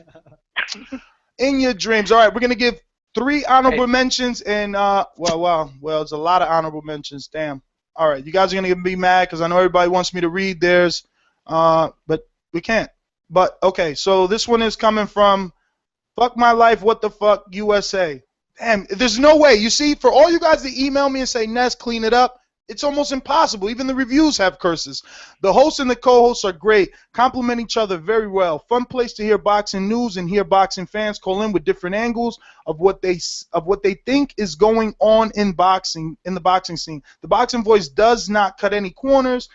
They give you 3 hours per show on average. The show is legit and must have for boxing fans and potential boxing fans. The next one is terrific podcast, and it comes from Gavianaco. I don't know, from the Vietnam. Terrific podcast, well-argued opinions, passion, and I have no clue what he put here. Maybe that's in Vietnamese. I don't know. Maybe it was callers get an opportunity to speak their minds as well. And another good thing is they're very frequent uploads, so you never have to wait long. You sure don't, because this is a spontaneous show. All right. I'm going to get to 2 more. I lied. I'm going to get to 2 more. I'm going to do one big one because you deserve to have yours read since you wrote so much. And that one is the best boxing show ever, and it comes from Jalmari 078. At least you're Spanish. I've been watching the Boxing Voice for about 6 months. Finding the show on Boxing Scene must have put us in the forum. This show is awesome. As a hardcore boxing fan, it's refreshing to hear the hosts, Ness, Rob, Ringside Robbie, Stewart, Little, James, Vic, debate all boxing topics. There is always debate and discussion, sometimes getting heated, but with knowledge, boxing opinions. As a hardcore fan, it is he missed the word, to hear educated discussion. I have just about gotten to the point where it's difficult talking boxing with my friends. They're casual fans that not only watch an annual Pacquiao or Mayweather fight, and that can get extremely frustrating. That being said, this is an awesome show that has no bias between hardcore fans. You can listen and enjoy, or you can call in and debate. This show used to only be on, is what he meant to say, Tuesdays and Thursdays, which he's wrong. We've always been Thursdays and Sundays. But props to the host Ness for making a full-time thing and now gives great shows multiple times a week. I look forward to every show, and when I'm not working nights, I plan my evenings around it. There have been occasions where I've emailed Ness with questions or concerns on finding the show, and he always emailed me back quickly and answered my question. I encourage everyone to tune in and support the show with donations, even if it's a $1 and a 5-star iTunes review, so we can continue to get the highest quality boxing show and debate. I consistently donate and will continue because this is the best, and this is in caps, this is the best boxing show around. Keep up the great work. We're going to end it on that one, and we're going to get back to the callers, and then we're going to have a little roundtable discussion here and get everybody's takes. Yes, I just wanted to address that 1-star review, and it's fair. I understand it. Some people don't like that type of talk, and they want to hear like a clean-cut ESPN style radio show. But the callers of this show, we're family. We're gonna call each other names and stuff, and no one takes offense to it, and because we're comfortable with each other. So it's not a big deal. You know what I mean? So I just wanted to address that to any new callers. It's all in good fun, and everyone here is like family, so that's that. That's true, man. That's why, look, I'm making a good faith effort here in trying to get out to Vegas and meet up with James and meet up with Rob and everyone that's out there, because we are like family. You know what I mean? I've been talking to you guys now for like 3 years consistently. I feel like we've known each other. I mean, James and Rob have both stayed the night at my house, so we've connected. Like, me and Rob were having a conversation earlier, and it was about the HBO boxing podcast. They had a segment where they were trying to, I guess, compare. Rob, you can explain it better. Yeah. Well, I'm not exactly sure which one you're referring to actually. The one where they were comparing the magnitude of events and which one ranks higher. Yeah. They were basically saying they were giving their top 10 list of fights that, regardless of anything of how good the fight was, of how the height, the build, the momentum, and You're cutting out, but I'll pick it up. Listen, so bottom line was they were trying to said that this is the third biggest fight ever. Yeah, you're cutting in and out, Rob, so I'll pick it up. Listen, they were trying to compare which fights are bigger, and I'm not a historian. I never claimed to be. Robbie's probably the oldest guy on the panel, and maybe he can make a case for one of those old fights, right? But this is what I'll remind you guys, okay? In 1974, how many freaking minority homes had a television and a radio, okay? Just tell me how many. And if something happened in New York City, how the hell did I find out about it in Miami or in Atlanta? So do not compare any of that old bullshit that you guys hold on to because you're old farts, okay? Because I'm far from being old, and I'm not going to categorize myself as an oldie because I want to hold on to some old fights that could never even live up to. Listen, there is not going to be another Mayweather Pacquiao. This is where you go wrong, Les. Oh yeah? Well, explain it to me. Explain it to me. This is where you go wrong, and it's a shame, really. You disrespect the fighters of old, and some of these are the greatest fighters to ever put gloves on. You put the famous four: Duran, Hagler, Leonard, and Hearns in our welterweight division today. They'd be top four. Simple as. They'd fuck Manny Pacquiao and Floyd. Let me let's answer not disrespect the old school fighters here. I know the game's moot. Go on, James.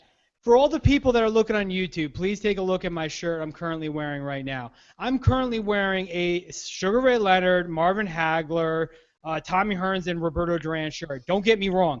I love that is the prime time. But for you to say that social media hasn't made an impact for these smaller fighters, maybe the magnitude of the fight is on the front page and that's what it is, but the fact that we can see sparring footage from Floyd Mayweather at camp right now and talk about it, to say that we can't see Tim Tebow, as bullshit as you think that is, and don't think that might not be a news story. I personally don't think that's that much of a news story.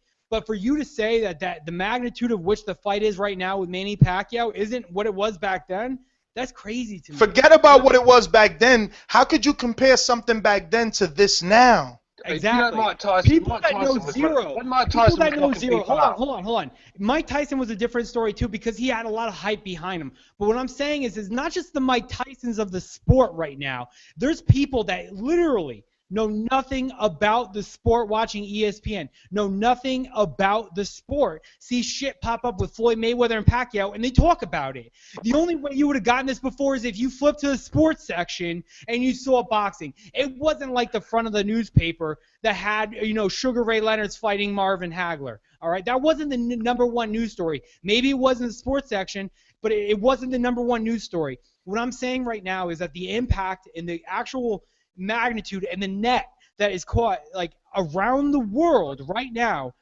if and when Frazier fought Ali the second and third time, or when Foreman fought Ali, or anything you want to compare it to, if there was a Twitter then, if there was a MySpace or Facebook, whatever, that fight would have been extrapolated huge. But you see, that's my argument. That's my argument right there. You can't.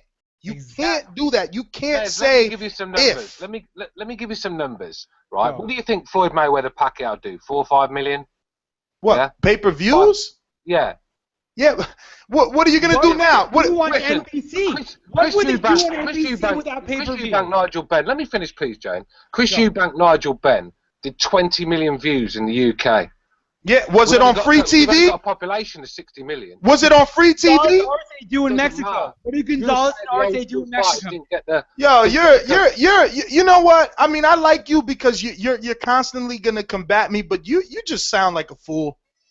Okay, guys. You're gonna compare. How you gonna compare a $70, $80, $90 pay-per-view to free TV? Come on, exactly. Yo, Stuart, before you say anything, shout out to my boys at Queensberry Rules. I love listening to them. They brought up a good point. Jorge Arce and Johnny Gonzalez, who maybe casual fan Enrique knows, maybe he doesn't. But what I'm saying is they pulled in like 20-something million viewers. I didn't fact check it, but that's what they said, and I'm assuming that what they say is correct. In Mexico, right? Exactly. What I'm saying is I'm not trying to discredit. My favorite era, my favorite top four fighters of all time are from the 70s and 80s. I'm not trying to shit on them any. But for you to say that the magnitude of this fight and the scope in which we can reach into homes and touch people and try to get them to watch this fight is nothing like back then. It's not their fault. It's because of technology today and social media.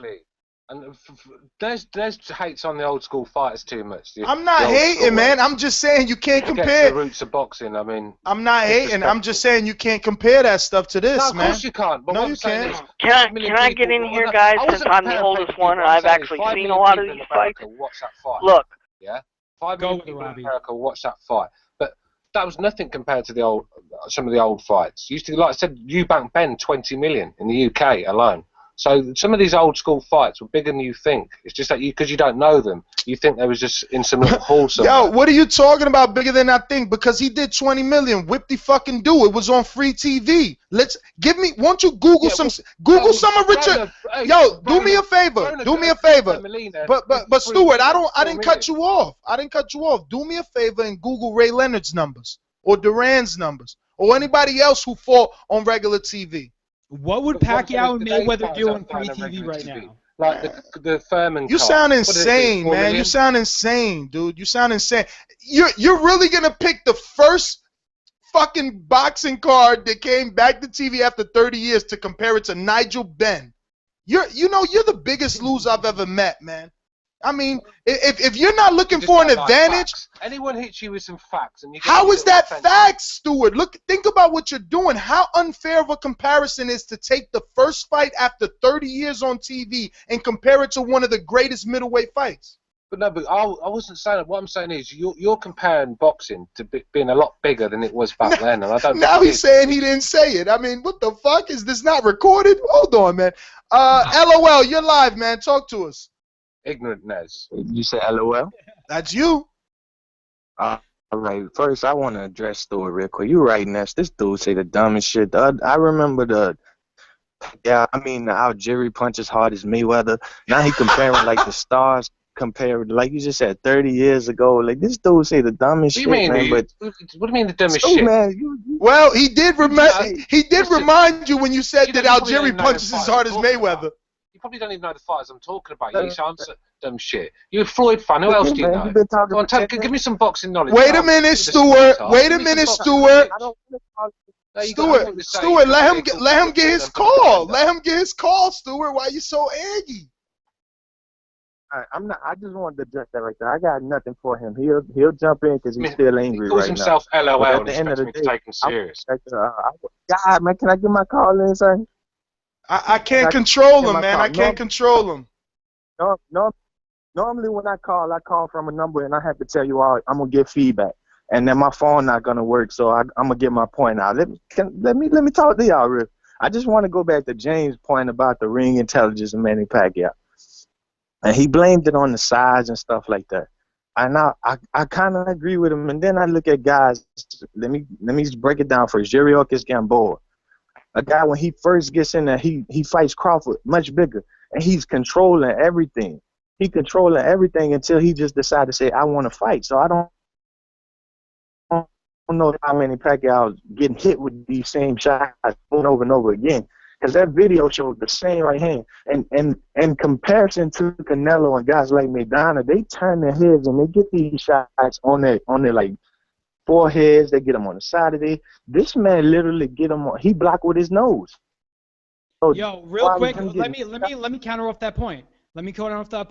When did the actual fight of Terrence Crawford and Gamboa turn? It was only not until Crawford started switching his style and landing flush shots. And it was because Gamboa, being so hurt, was unable to execute in the way that he was before.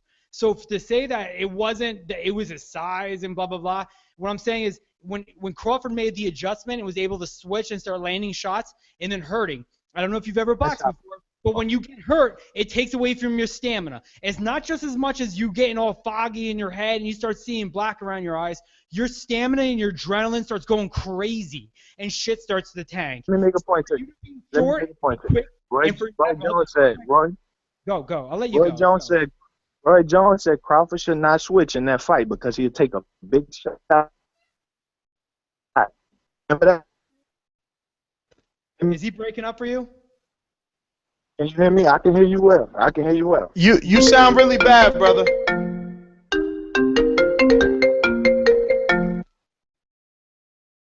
Is he still there? Keep going. Hit me with it. Come at me, brother. He dropped off. Off. Okay, so what I'll say is that if Roy Jones said that Terrence Crawford shouldn't switch, it's not for me to say he doesn't know shit about boxing. What I'm saying is that that's exactly what made him successful in that fight. And if he can't see that, I don't know what to tell Roy Jones. I mean, obviously I'm not no fighter, but like Roy Jones, but it doesn't mean shit. That's what made him successful in that fight. And the moment he started to hurt him, he killed the stamina. And with stamina, your speed diminishes. And if all you had was speed, that's what's going to carry down. All right? So that's what I'm saying. If my thing is, I guess I don't even need to reiterate. That's exactly what I was saying. Yo, real quick. I want to make a point to the original point that everybody was talking about. Look, this has to be the biggest fight, guys, because this is like the evolution of where we've come. Like James and Ness made perfect points. Social media has brought this fight to the forefront.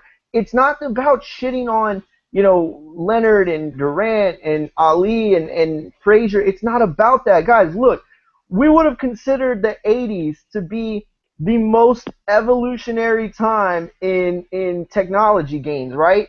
CD players and VCRs, and at the time in the 80s, we were like, oh shit, this is fucking great. They're making leaps and bounds. But now you move it forward, and it's like, it has to be greater today because it's just evolution. It's just better. It's building off of what was left. So Durant, you got to give Leonard and Hearns and Durant all the credit because Mayweather-Pacquiao is only possible, and it's only reached these heights because these guys made it as popular as they did, and Ali before them, and Sugar Ray Robinson before them.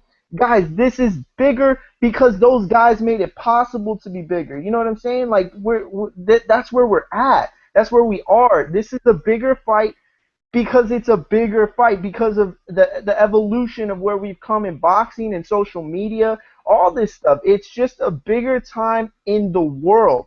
Everything's more popular today. LeBron James is more popular than Larry Bird. I mean, these guys are. It's not about who's better. You see, that's the switch up that's going on. It's like, oh, I'm gonna compare Durant to Mayweather, or fuck that. That doesn't matter. This fight is bigger because it has to be because of where we are. It's just the natural process. And look. So you telling me LeBron James is more famous than Michael Jordan? No. But see, Michael Jordan, you're talking about the hierarchy of where you reach. I don't know. Maybe LeBron James can reach it one day. I don't think so. But that's besides the point. Michael Jordan is an anomaly. Okay, Tiger Woods is an anomaly. These guys are superstars that break through. But one last point I want to make. See, I've done this for a few years now, and the one thing that I've learned is that everybody always believes their generation is the best. Like, we had Steve Farhood on and Larry and Bernstein one time, and they said that their era of the heavyweights was the best. And then we've heard people say the welterweights. I think Robbie said, or James or somebody said their favorite era. You know what my favorite era, guys? Because I'm not old enough. Sadly, I don't even like to admit it. I'm not old enough to admit that I've seen Leonard fight live. I really didn't. I didn't see Leonard Duran live. I didn't see any of those lives. I'm not old enough. My era in sport where boxing was the best was the featherweights. Pacquiao, Marquez, Barrera, Morales. That was my era where it was like, oh my God, I'm watching greatness. That's what it is to me. So when I'm in my 50s and 60s, I'm going to be telling my kids, yeah, this guy's good, but he's no Pacquiao. Oh, this is a good fight, but you should see Barrera Pacquiao. Like, that's what I'm going to say. You know what I mean? And that's where this comes from. It's I don't think it's meant to be disrespectful at all. It's evolution, Yo, if you can't see this, I'm throwing my diamond in the air for you, cause Hova. I believe in what you're saying, brother. I like what you're saying. Robbie, what's up, brother? Oh, okay. Am I on? I was going to say, look, I'm probably the oldest person on this panel. I'm not really sure how old everybody is, but I've actually seen the Ali Frazier's, the Ali Foremans, and the Hagler Leonard and Hagler Hearns and Duran and Hagler and Duran Leonard. This is the biggest fight in boxing history just because of the time it's happening. With all the advances in technology and social media, granted, if all this stuff was around back when all these fights took place, then people could argue that those fights would be as big. But this is going to set records that no other fight is ever going to match. There is never going to be in our lifetime another fight that's even going to come close to the possibility of 5 million pay-per-views and $400 million made when it's all said and done. You realize today they're already writing articles stating that this fight has already made X amount of dollars because of all the TV agreements that they've made all over the world to put this fight on pay-per-view. Normally, European people get our fights for free. Now they're going to actually have to pay for this one. So this is going to reach levels that we have never seen in this sport. And before Stewart chimes in, Stewart. They're charging $6 million to show the fight. That's why I think Sky paid $6 million for it. So Stewart, keep this in mind too. Had the ability to stream a fight and not pay $100 been around when maybe Leonard fought Hagler, assuming it wasn't on free TV and it went to pay-per-view, I'm with Mario. I'm one of those assholes. Unfortunately, I was born in '86. Today is actually my birthday. So 29 years ago today, I was born. I'm not going to get shit on because some dude thinks he's better than me because he thinks I saw Leonard live. These are my favorite fighters. I'm not shitting on them. What I'm saying is if you don't think that the magnitude of this fight is anything what it was back then, I mean, it might be percentage-wise, yes, it could be comparable. But what we're saying is broad scrim. If I walk to my mom right now, who was alive during the Hagler era, and say, who do you think wins a fight between Manny Pacquiao and Floyd Mayweather? She'll have a fucking opinion. If I asked her when she thought Hagler and Leonard fought each other, I guarantee you it'd be not within 10 years of when it actually happened. Whether it be in the 90s. For your information, James, Hagler Leonard was pay-per-view back then. Okay, I thought that might be the case. But what I'm saying is that moms sitting at home see on their Facebook feed. The moms sitting at home see it on their Pinterest feed. Yes, perfect point. They see these things that they don't care about. So maybe they don't order it. Maybe they don't watch it. But they know who Manny Pacquiao and Floyd Mayweather is more than ever before. And if you bring up LeBron James, you can argue and say Wilt Chamberlain and Bob Cousy were better because they won X amount of championships. But it doesn't mean anyone knows who Bob Cousy was. And I'm not talking about fame.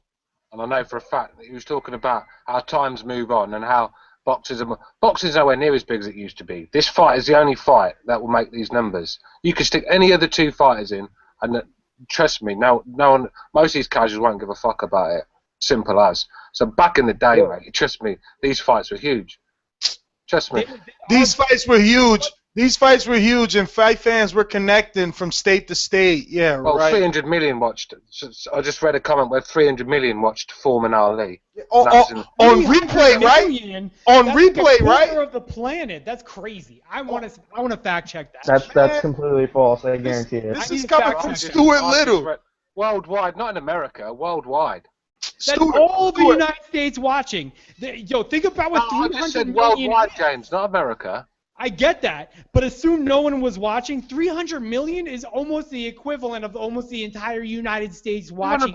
He lied. He lied. He thought you guys wouldn't challenge him. No, we have about 1 billion people watch the Super Bowl, 1 billion people watch the World Cup. That's my number. If I'm wrong, hit me up on Twitter and show me facts, and I will concede my point. I'm just saying I read a comment. 300 million is facts. I believe that comment. I believe that comment. Nez, what do you don't even know these fights we're talking about. You take a seat back. Yo, in the chat, there's some assholes in this chat. Yo, hand-to-hand combat setting. That's look like he on PEDs. Look at his head. Fuck you, man. Hey, Stewart. You know your damn role and shut your damn mouth.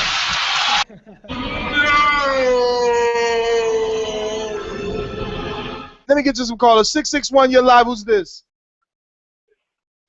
661. What's up, Ness? What up, Nessus Mark? Are you there? We're here. Yeah. First thing is, as much as I disagree with Stu, he's 100% right without question. 300 million people did watch that fight. 300 million. I gotta give him this. Can I have an apology, please? My Twitter. Hold on, Stuart. Can I have an apology? Hey, I would please? definitely not apologize just because Mark said it. I would get my own facts. Yo, my Twitter handle is @JamesonRocket, Jameson with an I. If you could come up with not just like James'sAwesomeBlog.com and give me actual numbers that say 300 fucking million, I will formally apologize to you personally if you can actually fact check this and say 300 I'm million. on air at the moment. I can't do that right now. That's not a little. We're talking about it's estimated. Over 300 million. It's estimated at 300. It's estimated at 300 million people watching. The fight was broadcast like in 16 languages, man. 16 languages? That translates to 300 million? Am I the only one that? James, I'm telling you, it was 300 million, man. That's estimated. I doubt there's a way to find out individually how many people watched it back then, but that's estimated. He didn't just make that up. Hold on, Mark, I'm looking right at it. There was also a point in time that they swore the Earth was flat, and that has become debunked. So don't come at me and say, "Oh, there's no way to actually verify it." James, I get it. The point is, what I'm saying is, he definitely saw it. He didn't just make it up. Okay, I'm not saying he saw it. But what I'm saying is I can find something on the internet that someone maybe saw that I was a better boxing sparring partner than the dude Floyd Mayweather saw. Just because it's on the internet doesn't make it true. So what I'm saying is, if you can find a credible source from USA Today or anything around that time, I might not know. I'm looking at it right now. ESPN.com. ESPN.com. Are they credible enough? That's credible enough. If you send that to me, I'll read the article. I'll read it. That's all I'll say. Send it to me and I'll read it. Okay. It's on ESPNGo.com. I'll look at it. It's the same thing. Estimated 300 million people. Get reading, James. Yo, I'll read. I'll be the first to tell you I'm wrong. To me, 300 million is astronomical. This is not even feasible I number. see it. This is I just completely crazy to think 300 million. I just read it right now, James, from 4 different sources, including ESPN, and they were right. We're both wrong. I agree. 300 million people, that just sounds like a fantasy number to me. And Yeah, well, it's they're true. right. It's true. Where's my apology? I'm sorry. Hold on. Before anyone says anything, if that's the case, Mario. Stuart from the UK, Stuart Little, who goes by, Stuart Little, I deeply apologize. And I deeply apologize for shitting on Sugar Ray Leonard, and I apologize for shitting on anyone back then. I apologize for not being born sooner, and I'm deeply sorry that Twitter and Facebook wasn't around then for me to fact check. Good old boy. Great. If I could just get a couple thoughts in real quick. One other thing, I don't think you guys make a great point. The social media and all this enhance the fights. I think if I'm right, this is only the second time ever that the number 1 and number 2 pound for pound fighters have ever fought. I think Leonard Duran was the only other time. You are correct, Mark. Who was Hagler? Whoa, real quick, raising my hand. Robbie, you might be able to tell me, during the Hagler and Leonard, was Leonard not ranked? Is that why we're talking about this? Because he took 2 years off? That's correct, because of his detached retina. He had to take 2 years off because of the surgery he had. Because he fought Donnie Lalonde, then he took a break and then came back, correct? Right. Okay. Okay. I just want to make sure before I start spurting out the mouth like an asshole.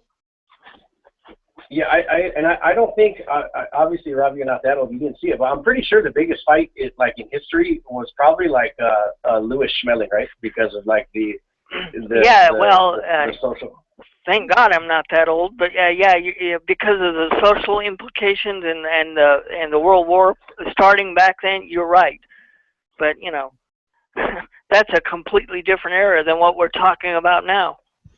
Right, but my main point was I think the number one versus number two thing place is just the biggest part of it. I don't know, maybe that's just for us hardcores that even know that ranking, anyways. But Yeah. these guys are just so big. I just don't think that you can compare any other fights to it. The only thing I could break down the fight. This is what I'm wondering. Every guy that Mayweather's fought has stopped punching at some point. Why do you like James? I don't know if James is I know you're picking Floyd Manny. You're picking Floyd, but you touched on like a lot of people have touched on the activity of Manny. Like, why do you guys think he's going to be any different and just keep on throwing the same amount of punches that he throws against everyone else? No, my point I made a while ago, Mark, was the only chance that Pacquiao has to really be successful is he's got to be constantly punching. The minute he stops, Floyd's going to take over. Good point, Robbie. That's exactly what I want to say. I understand, but do you guys think that's going to happen? No one else has done it, and you guys say like, oh, he's never been in with anyone with the same talent. I don't think that's about talent. That shit hurts, and these guys just feel defeated, so they just stop throwing. I don't think you can say, well, Manny's the best guy he's ever fought, so everything that everyone else, do you guys see where I'm going with that? No, wait, real quick. You said that Manny isn't the best fighter that he's ever fought. Who's the best fighter Floyd Mayweather has fought? No. People keep saying, well, it's going to be different because this is the best guy that Floyd's ever fought. Well, I don't think it has anything to do with talent. I just think that, like, they feel defeated and they're getting countered so much that they stop punching. I don't think Manny's going to be able to keep up that rate just because he's the best guy he's ever fought. I don't think work rate has anything to do with talent.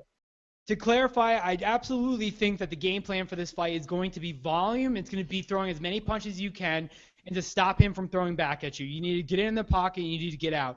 I think volume is going to be extremely key for Floyd Mayweather or for Manny Pacquiao to win this fight. With that said, exactly like how you said it, it's easier said than done. It's not going to be possible for him to keep throwing the way he needs to be. Exact reason why I'm picking Mayweather. Right. I mean, I think mentally a lot of these guys are done because they just feel defeated because his counterpunching and they just stop throwing. I think one thing, just to go on the point Ness keeps making about Marquez being half the guy, I think you're even giving Marquez too much credit. Who has he beat? Who beat Marquez? He's not half of Floyd. He's not even half of Floyd. I don't know about that. Who's he beat? So defend him. He asks who's he beat. I mean, I guess it's probably Barrera. Well, he fought Barrera in like 7 years after he beat Barrera beat Naz. No, you're right.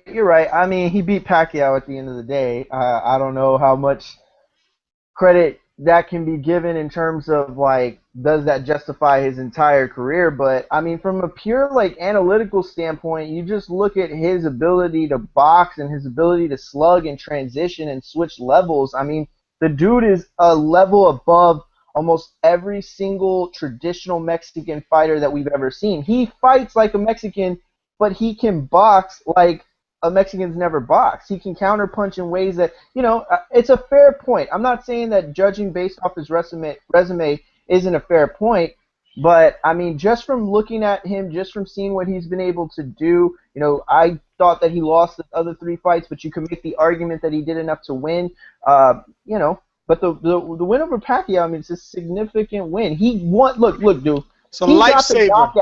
He got the knockout of the century. Before, we thought that the Hatton-Pacquiao knockout was going to stand. No, it's not.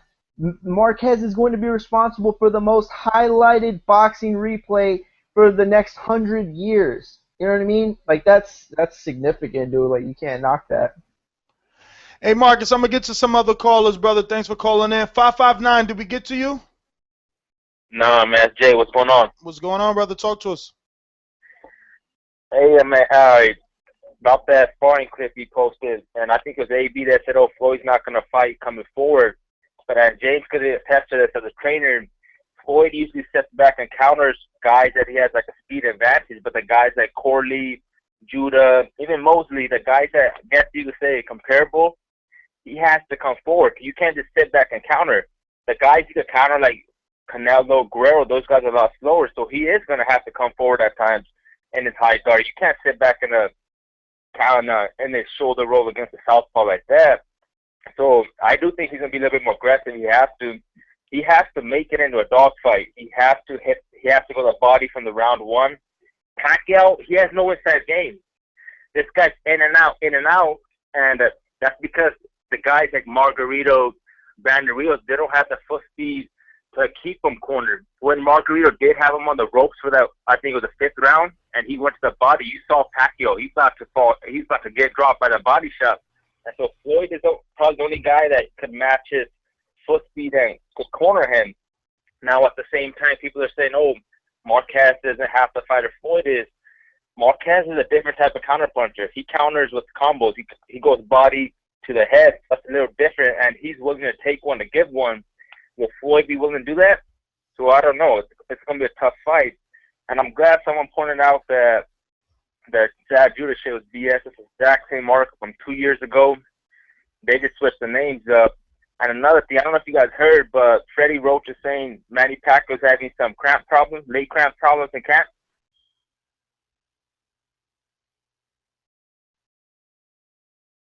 I didn't hear none of that. Like seven No, people I didn't hear any on. of that either. I was on mute. My bad. I thought I was like talking. No, I didn't hear any of that. Yeah, I guess he said that he has leg cramps and that USADA, I don't know, gave him some cream or some shit to put on his legs. Let me read it real quick. It says right here, he said some anti-inflammatory cream USADA cleared for uses, and they're like, Roach is getting a little pissed off because he's getting cramps right now. And I don't know, man, having cramps right now, 3 weeks before the fight, 4 or 5 weeks before the fight, you guys don't think that could happen again during the fight? I mean, cramps are always a possibility. Oh, go ahead, Robbie. I was going to say that would indicate to me that he's somehow dehydrated. And Yeah. that's the only that I'm not a medical person, but that would indicate a major problem. Go ahead, Mario.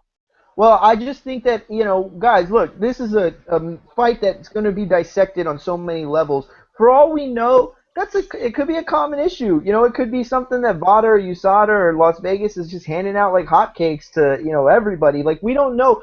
Every single aspect is going to be magnified to the most extreme. So, it's possible to look too deep, like most people are suggesting that we're looking too deep onto the Floyd sparring and the Pacquiao clips. That could be something where it's looking too deep. Now, on the other hand, see what Roach, you're telling me that Roach is having a problem with this could indicate to me that, over the years, he's said that Pacquiao's gotten lazy in camp, that he's kind of, gone away from his traditional, go full pace, and he's kind of like wanted to do his own thing. Remember in the rematch with Bradley when he took like that week off and Roach started shitting on him to like anyone who would listen. I mean, he was shitting on Pacquiao, talking about how he was sick and tired of it and all this stuff, and they had to have a talk, remember, and everything got squared away. I mean, so stuff like this happens, but I don't know if it's an indicator in terms of it'll happen. Leg cramps are always a possibility anyway. Yeah, the thing is, like, Roach got frustrated because he said that, how this Manny would always cramp up during fights. He said, like, the last few fights, he said, we cleared it up, right? So he thought that they found the solution, but it's popping up again. That's all I'm saying. Like, he's getting a little frustrated about that. Yeah. He always got a leg cramp. He should have never got rid of Ariza. Listen, let me get to some other calls, brother. We're going to jump on drive-by mode really quick. And, I don't have a ton of information, but I did get my email confirmation, and I want to say that I'm extremely happy to announce with as little information as possible because, again, I want to do this correctly because I am grateful. But Mazda has decided to sponsor the Boxing Voice for the Floyd Mayweather weekend, and they will be giving us a CX-5 to pimp out for the whole week. So that is totally fucking awesome. I mean, we've come a long way where they're giving us cars now. I mean, definitely I am happy about that, and I wanted to obviously express that with you guys because, like I said, we're family, so we all made it. All right, so we're going to get on this drive-by mode. We're going to get out of here because we're coming into 10:43, so we're out of here at 11. We got 13 minutes. Everybody's getting a stopwatch. I'm pulling it out now. You know what time it is. You've been here before. So 636, you're live. Man, Ness, man, why you be cutting me off, man, and you just be hanging up on me, man? Why you be hanging up on me, man? Yeah, how you gonna say I hung up? I've never hung up on nobody. When I hung up on you? Look, he hung up on himself. I'm gonna call him back. That's a damn shame. Let me see, how can I do this? I'm gonna call this dude back, and if I give his number out, that's his fault because he hung up.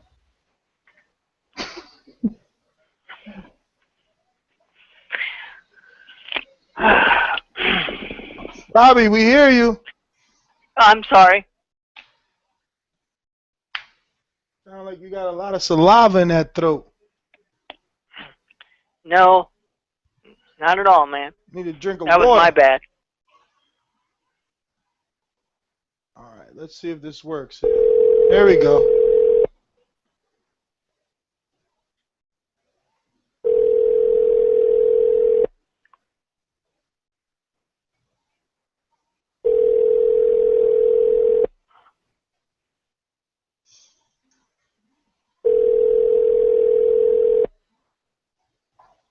All right, well, everybody, it's proof right there. I called him back. Can't help him.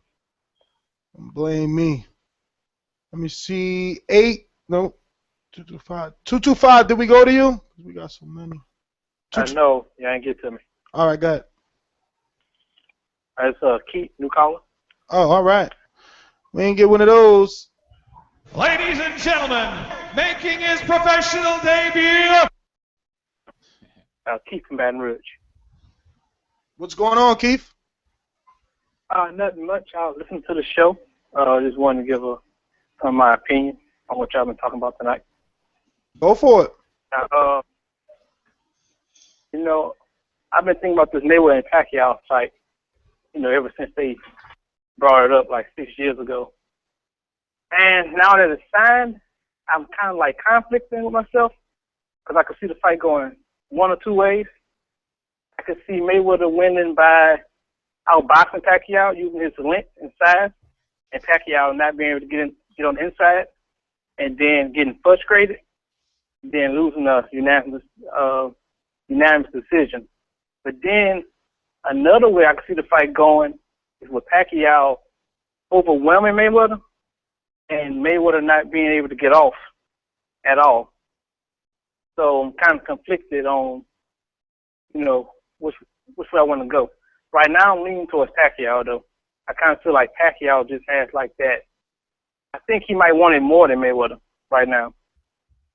I kind of feel like that rich lifestyle probably has softened Mayweather up. Because, you know, watching that first Maidana fight, you know, he was literally, you know, about to cry because of that cut, like the second or third round. I'm kind of feeling like Pacquiao might pull it off. Well, oh, go ahead, Robbie. I was going to say, you know, I'm also picking Pacquiao, but Floyd is the best in the business at making adjustments. That's why if he doesn't do enough volume, he's not going to have much of a chance here. You have to respect what Floyd does.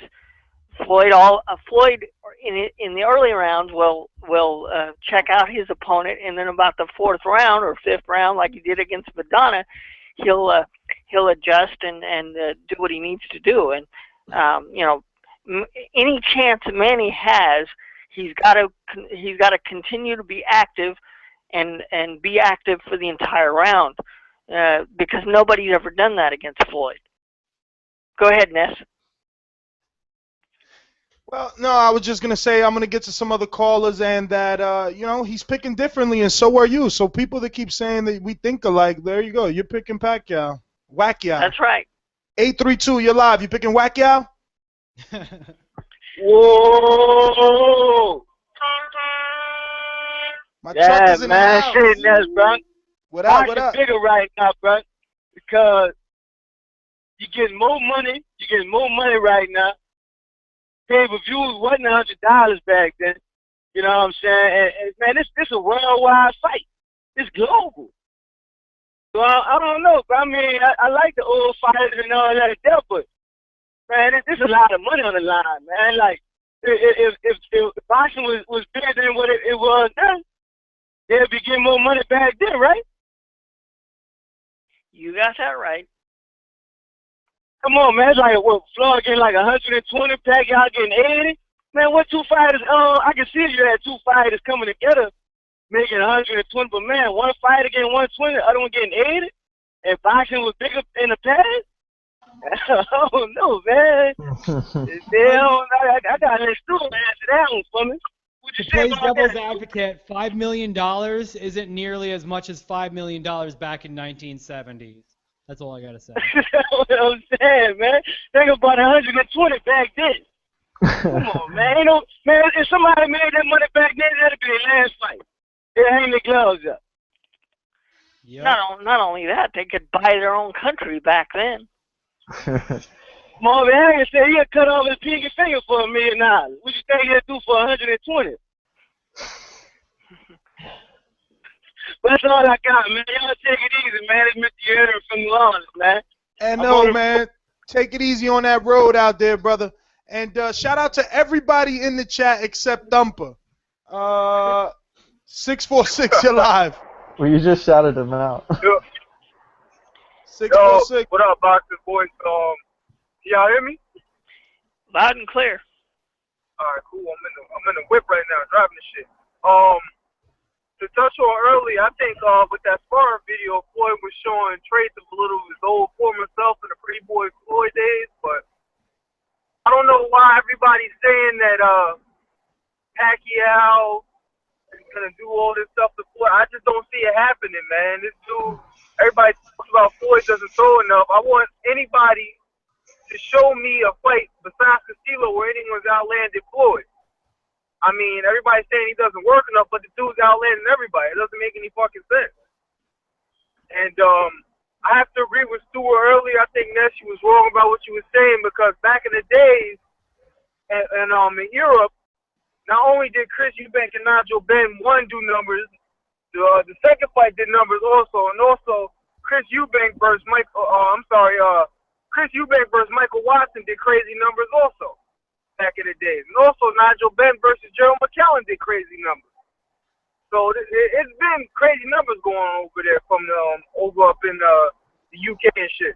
Yeah, but what you're forgetting is they got boxing on Channel 5 over there. They've always had boxing on TV over there. They're better fans than us. I've always said it since I started this show. I wish we had UK fans over here and boxing would be alive. I mean, it is alive, but it would be definitely in a better place. Those guys love. I mean, yo, when Groves and DeGale fought, there was like over 11,000 people there. That's insane for two fighters that are 11-0. You know what I'm saying? You can't compare to UK, dude. Those dudes are like, you know, if boxing is heroin, you already know what the UK is. And Chris Eubank Jr. is not a bum either, man. This dude's the truth. Wait a couple years, man. He's going to be taking everybody out. Yo, what's your name? Because we're going to remember it. We're going to remember it not to let you talk again, talking about that bum on the show. Chris Bumbanks. Bumbanks Bummer.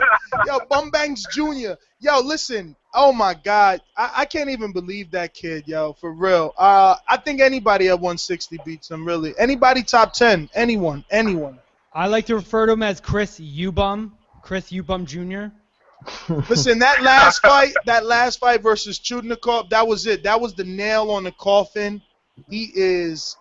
That was the nail on the coffin. This dude was looking good during that fight, man. He even got him out in the 12th round. Looking good. He punched himself out and won. I mean, come on. Are you really going to waste your call talking about Bumbanks? Listen, man, he's not a bum, man. As much as y'all big up Triple G and everyone else, you big up Garcia. This man he brought Mauricio Herrera, man. Yo, come on, man. And your boy Lamar Peterson's gonna take it out of Lamar Peterson. And if he gets that fight with Broner's gonna get him out of there. You know. Oh, I gotta eat some crow for Glasgow too. Man, you picked Glasgow? Yeah, well, I picked Cunningham, but Glasgow won. Nah, man, we don't serve up crow when it's a robbery, man. It's just a robbery. It's just a robbery. Get ready to eat your crow when Danny Garcia take that out of Lamar Peterson. Yo, where you from? I'm from Nag, New York.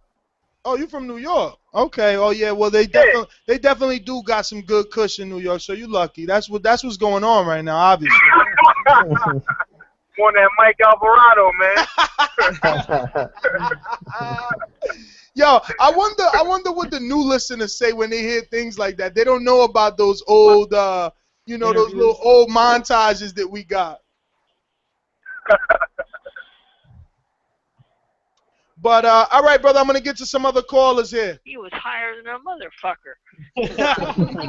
Yes, he was. Old as fuck. 347, you're live on the Boxer Voice. Who's this? So good. Yo, it's Joe from Brooklyn. What's good? Y'all hear me? Loud and clear, brother. All right, man. Nah, I just want to get into what y'all were talking about earlier about what's the bigger fight, about Mayweather Pacquiao or the fights back in the days. Now, that ain't really what we was talking about, but if you must, you can go ahead and talk about more old shit from 30 years ago. I'm actually 25, so but I did study sports media in college, so I know a little bit about the history. I think this is going to be the third biggest fight. I think the first is Lewis versus Schmeling, only because due to the war and stuff like that. Joe Lewis got a tour of the country. He did a lot of speeches. He visited the White House. So, the president told him we need those muscles for the U.S. When he won, all of Harlem was celebrating in the streets, stuff like that. And I would say second is Ali Frazier because Ali, at the time, he was the most famous. Wait a minute. Ali Frazier won? Ali Frazier won 2 or 3, though. But wait. He said that when someone won, there was what they did in the streets of Harlem? Celebrating. Yeah, when Joe Lewis beat Schmeling, the streets of Harlem everybody was celebrating because at that time, not like now, it was all so let black me ask people. you this question, Now right? it's all these- Let me ask you this question here. Let me ask you this question. Yeah. When Floyd beats up Manny Pacquiao, how many streets do you think you can calculate that they're going to be celebrating on? I mean, no, but you got to remember, like Joe Lewis. If that's backwards, actually, if it's backwards, Filipino is going to be partying on little boats and shit. You know that. If Manny Pacquiao wins this fight, the Philippines are going to start invading every country around them. They're going to go. That country is going to go nuts. Crazy. Yo, It's going to be the United States of the Philippines. The fishermen are going to release the fish back into the ocean. Everybody's just going to be like happy for a week. You know what I mean? No killing. Shit, for a fucking decade.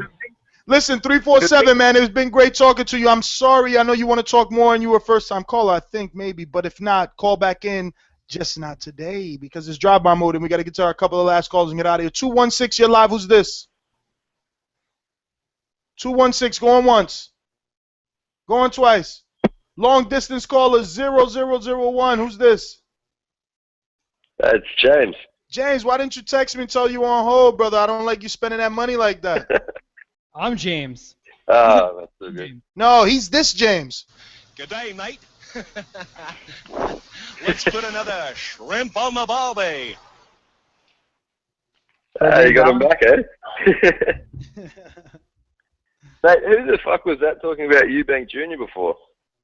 Some guy from New York, man. I don't know. Some guy that obviously follows me on Twitter. He's the Broner of the UK, man.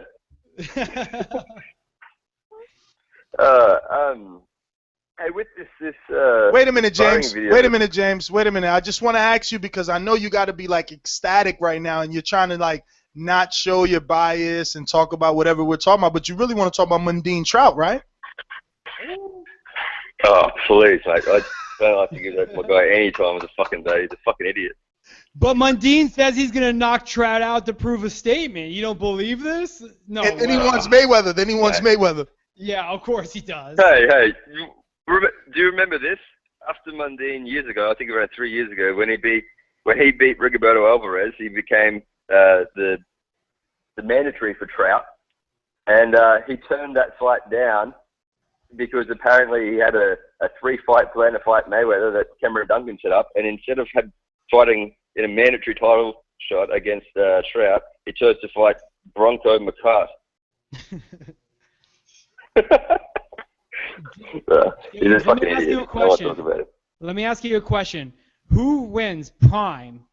I'm talking prime. Anthony Mundine 90 or seconds. Mundine, sorry, or Paul Hogan. And for people who hear the crickets, Paul Hogan. Crocodile Probably Dundee. Mundine. In a knife fight or a boxing match. Wait, but are we talking about Crocodile Dundee? Yeah. Yeah. Clearly, I'm making a joke, Ness, that went over everyone's head and no one finds it funny. I got it. I got it. Okay, I'm glad. 60 You froze up for a seconds. second, so Hey, I'm so sure the not video, sure about the crickets. that was obviously not leaked. That was intentional. I didn't think Floyd looked that good in it, to be honest. Well, that guy looked like he was fucking a cyclist or something. But he kind of looked a little bit wild and slow. But I mean, I don't think that's anything to expect. I mean, these videos come out for a reason. He's playing mind games or whatever. We've never seen any of his sparring before. He's done it intentionally. But yeah, I don't know. On what everyone was saying before with this fight, like, I just think you can try and compare the two guys' careers in different ways, but when you look at kind of people nitpick so hard to try and find any little thing or any slight amount of trouble that Floyd has ever had because it's been so minimal. But like with Pacquiao, when he has 10 seconds. fights, like if you look at the 4 fights he's had with Marquez, they've all been close. I think personally, Pacquiao won the first 2. I think the third Marquez easily won, and Marquez knocked him out in the 4th. Pacquiao makes mistakes. Even in the second Bradley fight, like he was taking that straight right hand.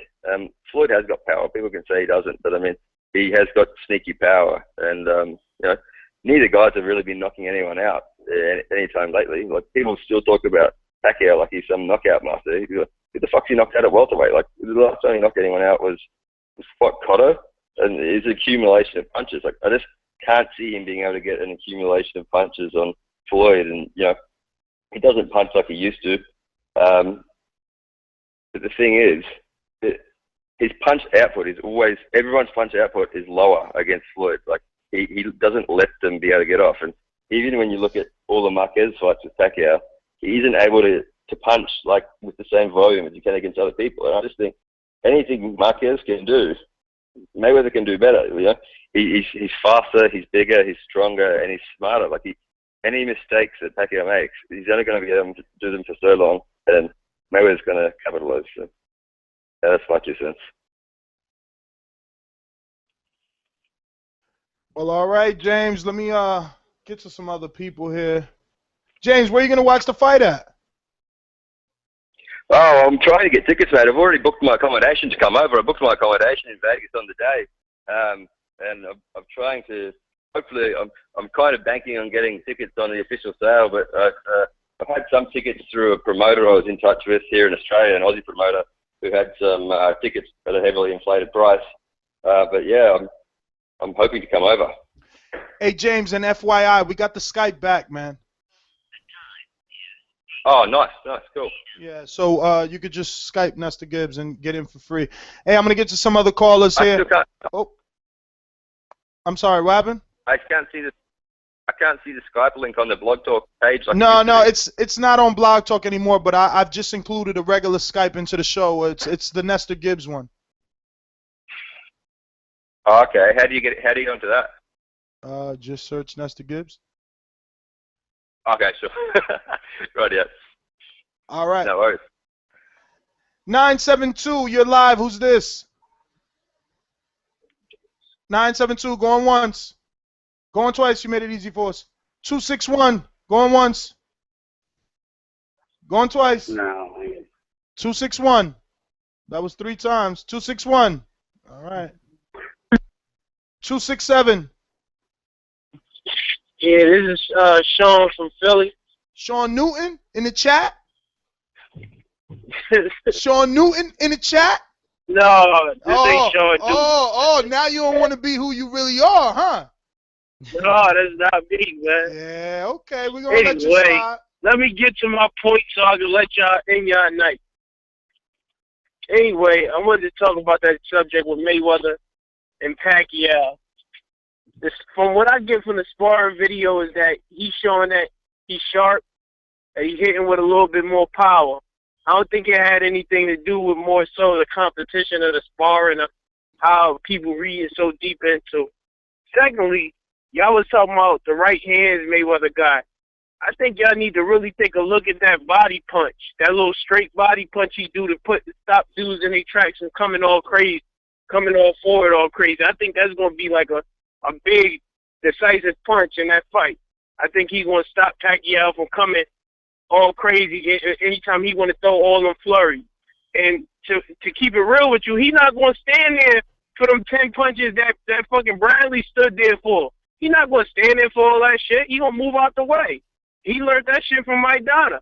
First of all, people comparing Maidana's efforts against Mayweather to what Pacquiao may or may not do is kind of an insult to Pacquiao. Because Maidana fight like a fucking female a little bit. Like swinging all like windmilling and shit. Like that was his only way of even getting to Mayweather. So I wouldn't even compare that shit to how Pacquiao puts his punches together. They be nice, crisp, straight through the middle, straight up the pipe from different angles. But they ain't over the top or the top of somebody's head. He touching the middle of Mayweather's back.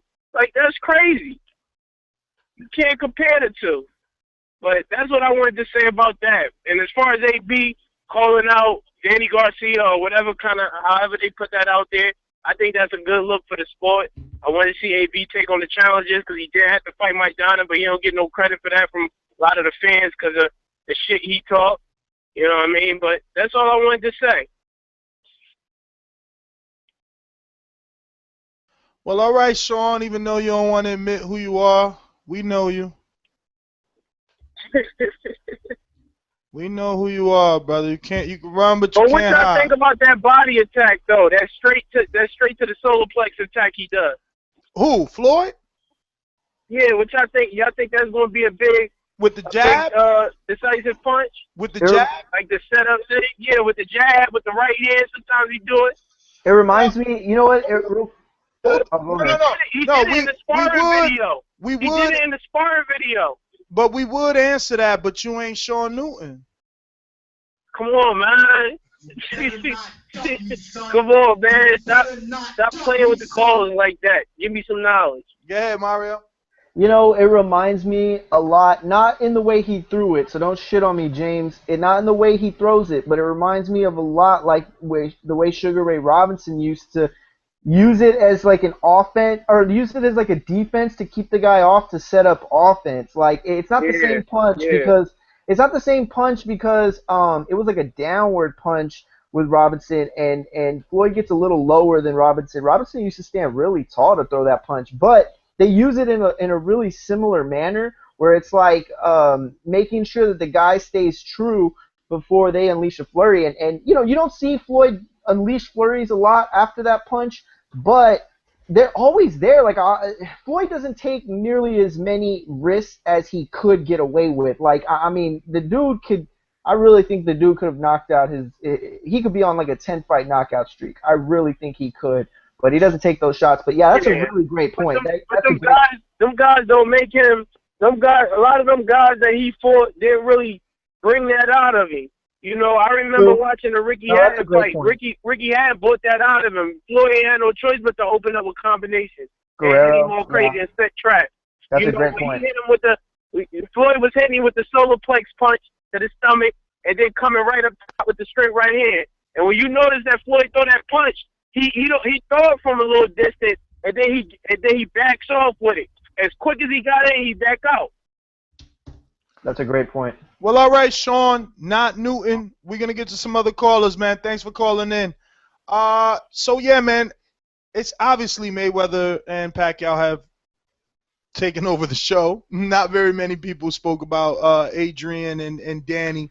But I still think that that's a very interesting fight that I would like to watch. And I hope that the picture is worth 1,000 words and it does have some sort of meaning behind it, and we could get that because you know, that would be good for us as boxing fans to be able to, you know, think about a fight or see a fight materialize that we actually get without any BS.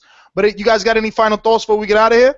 I was just gonna say that, I mean, not to be a hype gobbler, but to be honest with you, like a few years ago when we had Matisse versus Garcia, that was almost our reward of boxing fans, and I think is obviously just deserved. I think these are the fights that should be happening all the time. But in sheer magnitude, I personally think that a Broner-Garcia fight would blow that out of the water. And I think that not only is that a fight that should happen, it really does need to happen. Garcia obviously would be the huge favorite to me personally in this fight.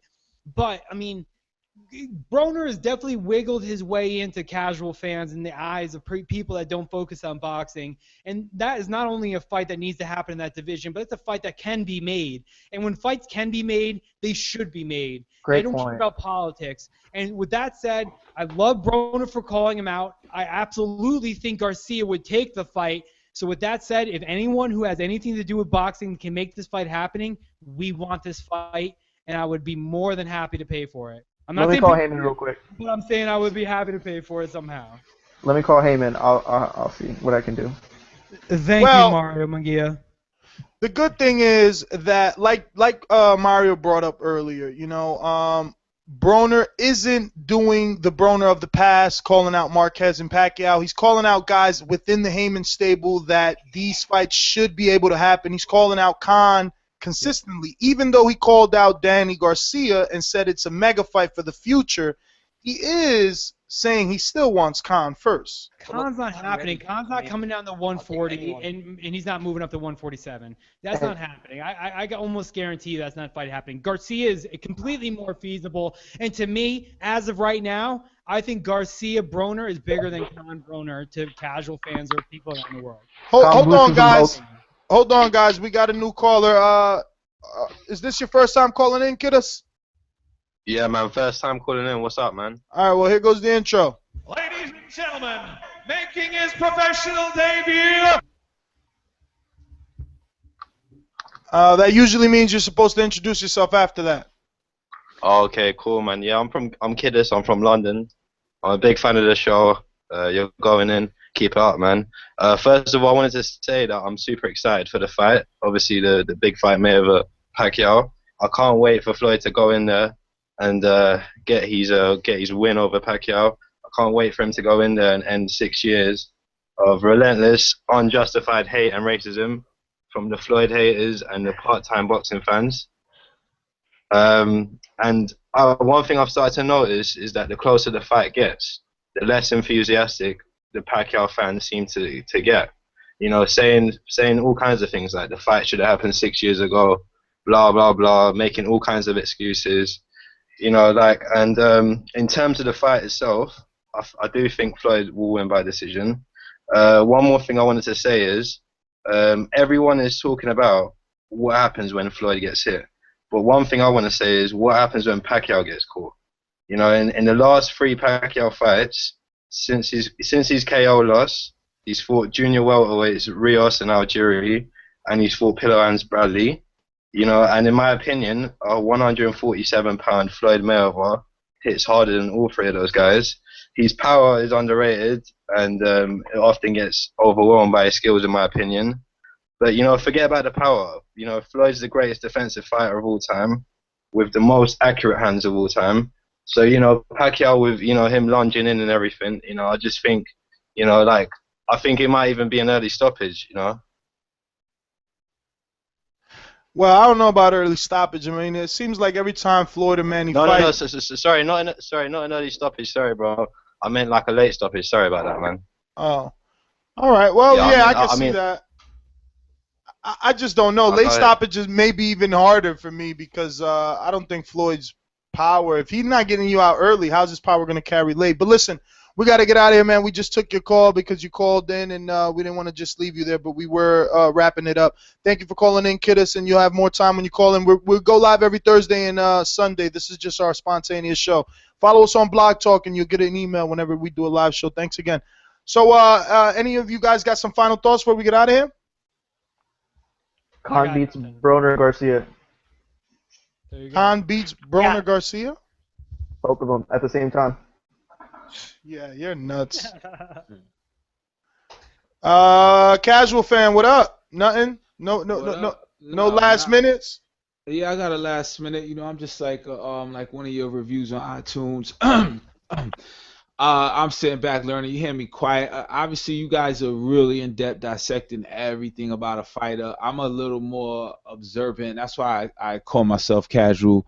I'm more observing the fight differently. So pardon my quietness, but I do sometimes want to partake in stuff like was it Ringside Robbie? He said something Yep, about that's me. no, I'm sorry, not Ringside Robbie. Actually, Stewart said 300 million views on the Frazier fight, right? Or was it on one of the Ali fights? Frazier. Yeah, Yeah, Ali Ali Frazier. So I not too long ago, someone talked about the Mayweather fight, and there was an old lady there who said, you know what, the last fight I remember was Ali Frazier.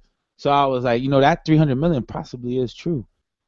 So again, like your reviewer, I'm learning and listening, and hopefully I could partake a little more in depth on a fight. My closing statement would be, I do apologize for all the people out there that I made feel like an idiot for saying that 300 million isn't plausible. But from my point, we're talking about an eighth of the world watching a fight. Thinking about 1970, a lot of people didn't have TV, they didn't have cable. That to me, you can't hate me for putting actual thought in mind. But you can hate me for not typing on my keyboard and using the technology that I just talked about.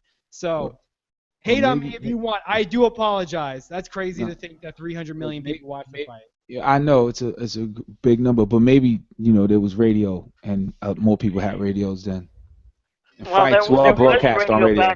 There was radio back then, and remember, for those of us in the United States, that fight actually took place on a Monday, and we didn't get to see it actually until the weekend. Well, there you go. There you go. Yeah. See, so they're compiling numbers. It wasn't even live numbers, James. That shit don't count. That's like counting DVRs and shit, and people ain't even watched the fight. Whatever. It counts for me. For the record, it counts for me. Yeah.